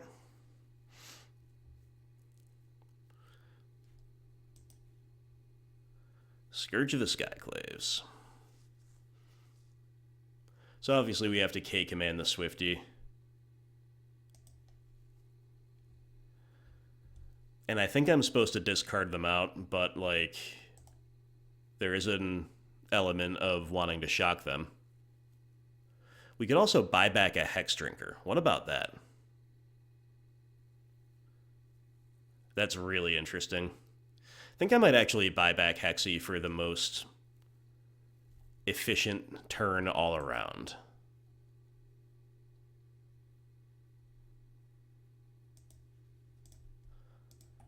I don't think it's guaranteed to be correct, like, with respect to all or perhaps even most progressions, right? But I do like it under these exact circumstances with the opponent at 20, with them having spent pretty significant resources to beat the first couple Hexdrinkers, with us only having one black as well in hand. That's relevant. They're just gonna they're just like main phasing lightning helixes and bolts on Hexy. It's really interesting.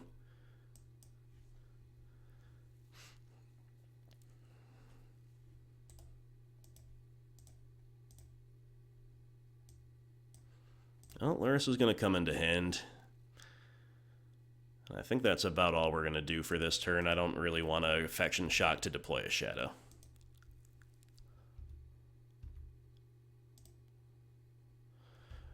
Really wish TBR was something else right now, but who knows whether it will become relevant.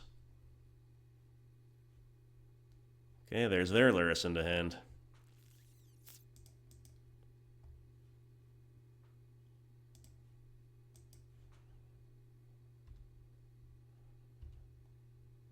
Ooh, Peatland. Peatland, huh?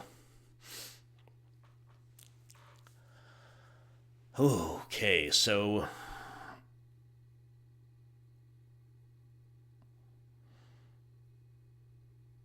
Where's our Tarmogoyfs at? Where are our Tarmogoyfs at? So, Lurrus, buy back Bauble? Okay, let's slow down. Lurrus, buy back Hexdrinker, play a Shadow off of Peatland, presents the most problems for the opponent. It's all pretty weak, though, right? So, like, cracking a Peatland actually makes a good amount of sense, because we could get really rewarded if we find a discard spell by going Inquisition, take away the opposing Lurrus.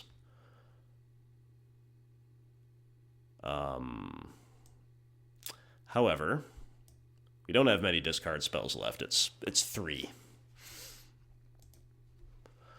But that's still definitely a play. And then we still have the floor of buying back either Hexy or Bauble, plus maybe playing a Shadow. But then we wouldn't have the life loss for Shadow. I don't know what to do, but I do want to see more cards, because we need to kill their Lurrus, arguably more than they need to kill ours. So I think I'm supposed to crack Peatland for that reason, more than any other reason. But this could definitely fail. Alright, Fatal Push.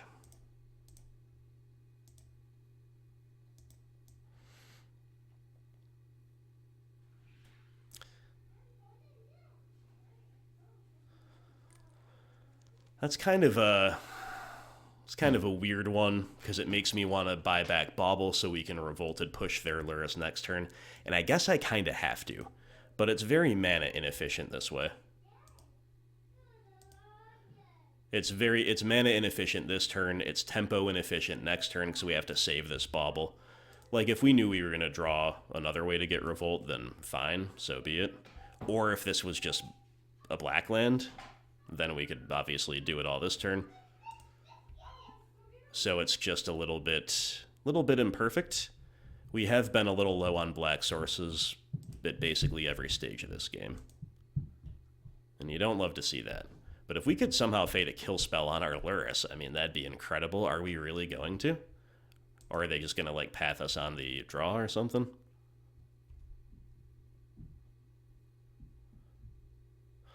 Wow, and we draw Tend the Pests, which could be really intriguing.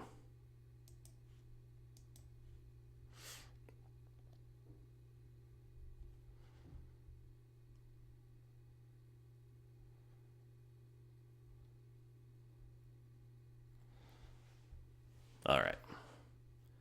We need to buy back something while we can before they realize maybe that they've forgotten to do something or whatever.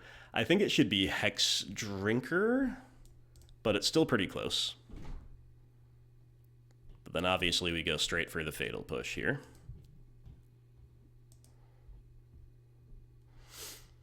And then I think I might just make Hexy level 3 this turn.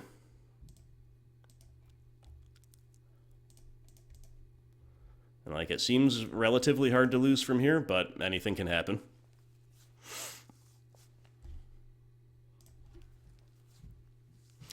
I gotta say, though, that went a lot better than I expected it to. Not gonna lie. Not gonna lie, not gonna lie. I never expected the burn deck to not kill our Lurrus after one buyback. And at the same time, we found a kill spell that we did not previously have. We're not out of the woods, though. They could find a kill spell now, obviously.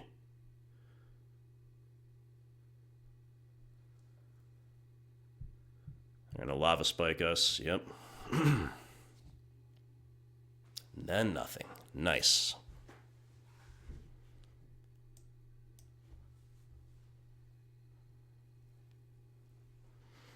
There's a Goyf. Okay. Seems good.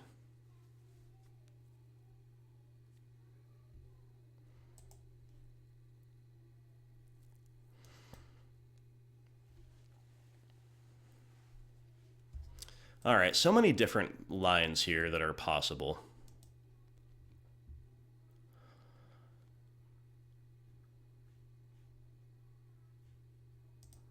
Just begin by playing a Bauble from the bin.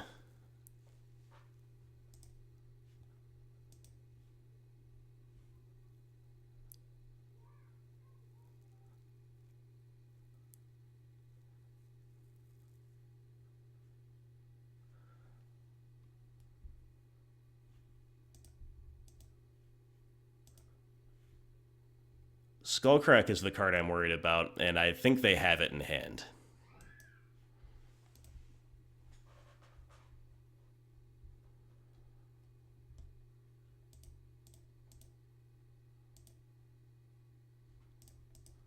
So I think we're just going to begin by swinging with Hexy.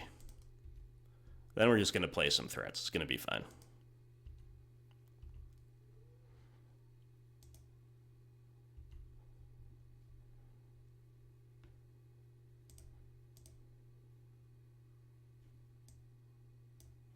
All right, we got to hold up Tend the Pests.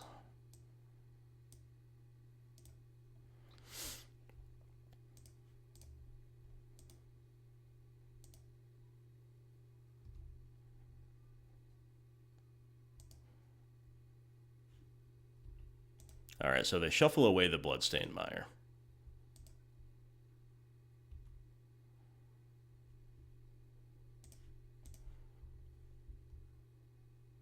About to draw Boros Charm, got it.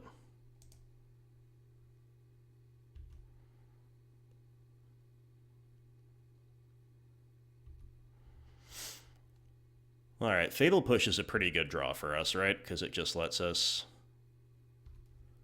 do something on the end step here.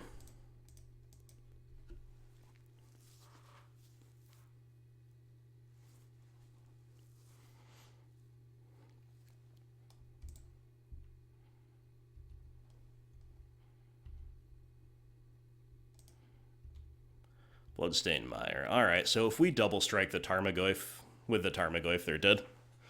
And I think that's basically what we've got going on.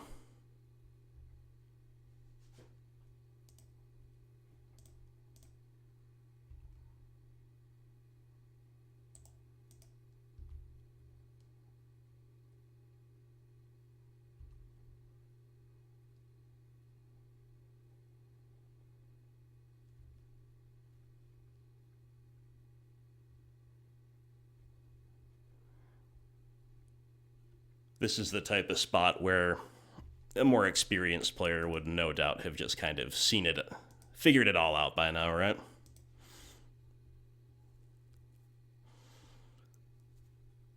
My main source of uncertainty is that I didn't know whether or not we'd tracked their hand correctly, but apparently we had. So TBR getting us over the line in a pretty clutch way there right at the end. Let's go. All right, my friends, so that was our Jund Shadow League, and I am rejoined by our sponsor and our co-host for the intro and the outro, Alan, aka Man Solo. Alan, so here you are hearing for the first time, because you haven't actually seen the games yet, what happened.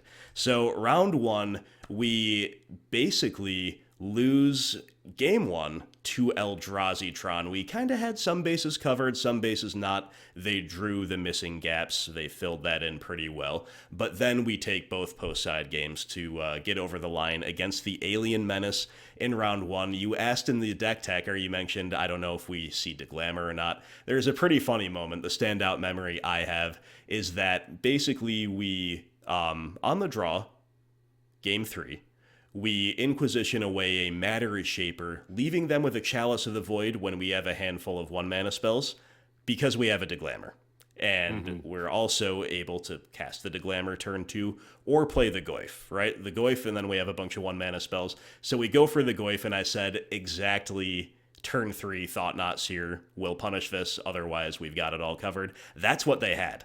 Right? So they take away the Deglamer, a really hairy game 3 from what otherwise would have been a pretty commanding position, but we just kind of kept playing threats and eventually won. So that was definitely pretty cool.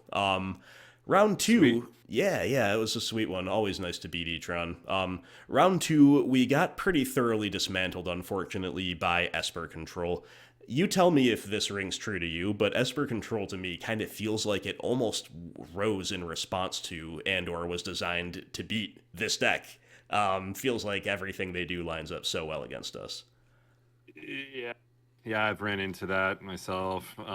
It does. It lines up well, or it lines up well for them. And a tough matchup. It's a tough matchup. All right, well, I'll look forward to seeing that and learn from it the best we can. Yeah, exactly. So, we're just getting pushed. Snapcaster Mage, Kaya's Guile, Cryptic Command, Planeswalkers on curve, and the Archmage's Charm was kind of the coup de grace, stealing our leveled Hexdrinker right near the end. I think we were pretty behind anyway, but we had to kind of hope that they didn't have anything, and Hexy could maybe cheese the game, but Archmage's Charm, man, absolute beating against a deck like this. Yeah, but we turn the heat back up in the subsequent rounds. Round 3, we got another, I think, bad matchup in the form of Heliod Company, but we actually managed to 2-0 Heliod. And their progressions were below par. Ours were probably at par, maybe slightly above, and that it was just simple variance. They flooded after some back and forth in game 1, and in game 2, I believe they mulliganed to 5, and we were able to really deplete them and get over the line pretty quickly. So that one felt pretty good. I did misclick. So the opponent made a bad attack with Auric Champion into our Seal of Fire on board, and Auric was attacking when they had Skyclaved our Hexdrinker. So we could have sealed the Skyclave, made a 1/1 token, and traded it with Auric. I kind of clicked fast through because I didn't expect them to do that. So that was a missed trick on both of our parts, frankly. That made game 1 closer than it needed to be, but we still do. Yeah, like I said, we 2-0 Heliod, so that one felt pretty good. Round 4 is a little fascinating because I don't know exactly what we played. We played against a Temur deck that was playing a lot of these Zoo-style cards. We had Goblin Bushwhacker, Reckless Bushwhacker, didn't see Bushwhackers 5 through 8. We saw Reckless, though. We saw Hidden Herbalists and Burning Tree Emissary, so all the 2-drops that make 2 mana upon ETB. And then we saw a couple cards I'd never seen before, and it was actually really interesting. There was a value element with Renegade Rallier, and they played Neoform and Eldritch Evolution. So do you recognize that deck by chance? I have not run into that personally, no, but it does sound very interesting tech. I guess we'll see if we run into that, or if I run into that down the line. But look forward to seeing that as well. Yeah, it was a pretty favored matchup for us, I think, because even though I didn't know exactly what their various different combos or tutor pieces all were, you want to disrupt the hand pretty heavily against the Neoform and Eldritch Evolution style cards, and every single thing they played died pretty hard to removal, and as far as I saw was an X2. So especially in game 2, we had a really nice Kozilek's Return blowout. I think we went turn 1 Thoughtseize, turn 2 Goyf, turn 3 3 for 1 with K Return after they mulliganed to 6, if I recall, so that's pretty much G against a deck like that. So that put us into the Cached League territory. Going into round 5, we faced Burn, and I had a bit of a hairy moment where I saw Lurrus, right? And that made me actually not wary for Burn, because they're a lot less likely to play Lurrus now, as far as I know, than they used to be. But we're on the play, they go turn 1 Sunbait Canyon Pass, so I'm like, is this maybe a Rakdos prowess? Or is it Burn? I didn't really know. Or it could be something else entirely. So I fetched and shocked for an Overgrown Tomb, but if I knew it was Burn, I would have gotten a basic Forest. But we played Goyf, and then on the end step, they bolt us upstairs. It turns out to be Burn. So a very tense moment, but we do actually, I think we 2-0'd Burn. We definitely won the match. I think it was 2-0. And I think we just kind of stole game 1 with Goyf and Scourge. Game 2 is a little more grindy. We played Hexdrinkers on curve, and I don't know if I agree with the opponent's play. You'll have to let me know when you look back at it. The opponents spend a lot of time just like main phasing removal against Hexdrinkers before we'd even leveled them most of the time. And I think that played to our advantage because we managed to stick a Lurrus for longer than they stuck theirs when the game got grindy. And then, despite them being at a huge life total, we basically alpha strike them with a pretty cool way to win. We had a level 3 Hexy that had been bought back off of Lurrus. We had the Lurrus itself. We had a small Shadow and a big Goyf, and we TBR'd the Goyf and did like 20 damage or whatever it was on the final turn. So, yeah, that was all our about right there. Yeah, man. Yeah, so you, the viewer, have already seen all that. That's just a review of our 4-1. With that in mind, Alan, the big question marks over the deck were maybe this Dark Confidant, which, as I said, I don't believe we even drew, much less cast. Our Deglamer, I felt good about having it. It would have made E-Tron a cakewalk in game 3, and it was good to have in the back pocket against Heliod, even though we didn't draw it. So I think we're rewarded for that selection, even though I don't think I ever cast it.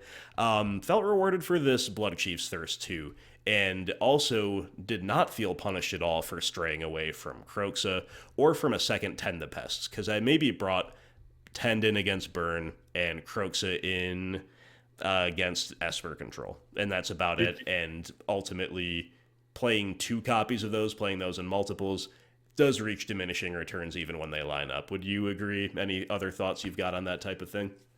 I think so. Did you get a chance to play Tend? Did it kind of do what we were hoping for with a big creature of ours and kind of flood the board, or did that never happen? Well, actually, on that final turn that I just described, the Alpha Strike win against Burn, I had Tend the Pest in hand too. So if things went really wrong, I had that in the back pocket. But the problem was we were at 10. If I tracked their hand correctly, which I think I did, but at that point I was distracted by my speakers and thinking that I just had half of a wasted recording at least. I think they had Skullcrack and Boros Charm in hand. So I couldn't just like Tend the Pest right away, just like gaining a bunch of life saying beat me from here. Didn't happen, but we had that as a kind of backup plan. And I think if we didn't quite have lethal, the opponent would have had to try to fire off Skullcrack on their turn, or at least before our attacks, to stay alive, and then we could have tended in response, and that would have been pretty cool. So we had it. We only brought it in against Burn, didn't cast it. Maybe I should have brought it in against Esper Control too, but we just had a lot to do there anyway. Well, I mean, it's cool that you had the chance to, or it was ready to be fired off. But exactly. And that's what it's there for, you know. That's some cool tech, and that's I think I don't know if that was Mike or Control Freak's like kind of thing to put in, but I think it's awesome. But I do like, I think gonna be going down to 1 and adding that to Deglamer, or maybe even adding a second one just in case. But overall, man, I can't wait to watch the video. I hope all the viewers really do enjoy it. This is a fun deck, and let's get some numbers out there. Let's win some more games. Yeah, for sure. Well said. And yeah, this is fun for those who haven't tried it. You know, you got a lot of mid-rangey style play patterns, and that's part of why I think Alan likes it. It's definitely part of why I like it. I found it a little harder and a little less desirable to make the leap straight from like green black rock to traditional Grixis Shadow before Lurrus was a thing. Like, I understand the ideas behind Shadow. I like it. I think it's cool. But this is a true meeting point between it. You've got the grindy elements for days, especially with Lurrus. You've got some more straightforward mid-range play patterns. You're in red instead of blue. Yeah, you know, the list goes on, right? So, yeah. It hits a sweet spot for sure. It does. And it's just very powerful. So, yeah, I think that's about all I've got to say. And Alan, thanks again, my friend, for joining me here. Maybe next time you've got a DL coming up, we can make the stars align. We're two very busy men, though, you know, so we'll have to see how it goes. But I hope you do enjoy the league when you get to see it. And thanks again for everything, dude. Yeah, man, it was really fun just doing this for the last little bit here with you. And next time we will make it happen, and I'll just kind of go through the lines with you and kind of analyze it real time. I think that's just a really fun way to do it. And you know, because those lines and how you break those down preemptively and execute them are what it's all about. And we need to, or you know, I just think that going through that together is really fun, and I wish we could have, but this is special too. And man, all the best to you. Thanks for having me on, and man, yeah, look forward to seeing it. Look forward to seeing more videos from you. Sounds good, my friend. Appreciate it. And yeah, the co-plays have been nothing but fun since we started them up. So definitely looking forward to having you as a guest for one of those. Thank you so much out there for watching. Really appreciate that. Give this a thumbs up if you had fun hanging out with me through a 4-1 Jund Shadow League. Big shout out once again to Alan, and I'll see y'all in the comments below. Take care, and I'll talk to you soon.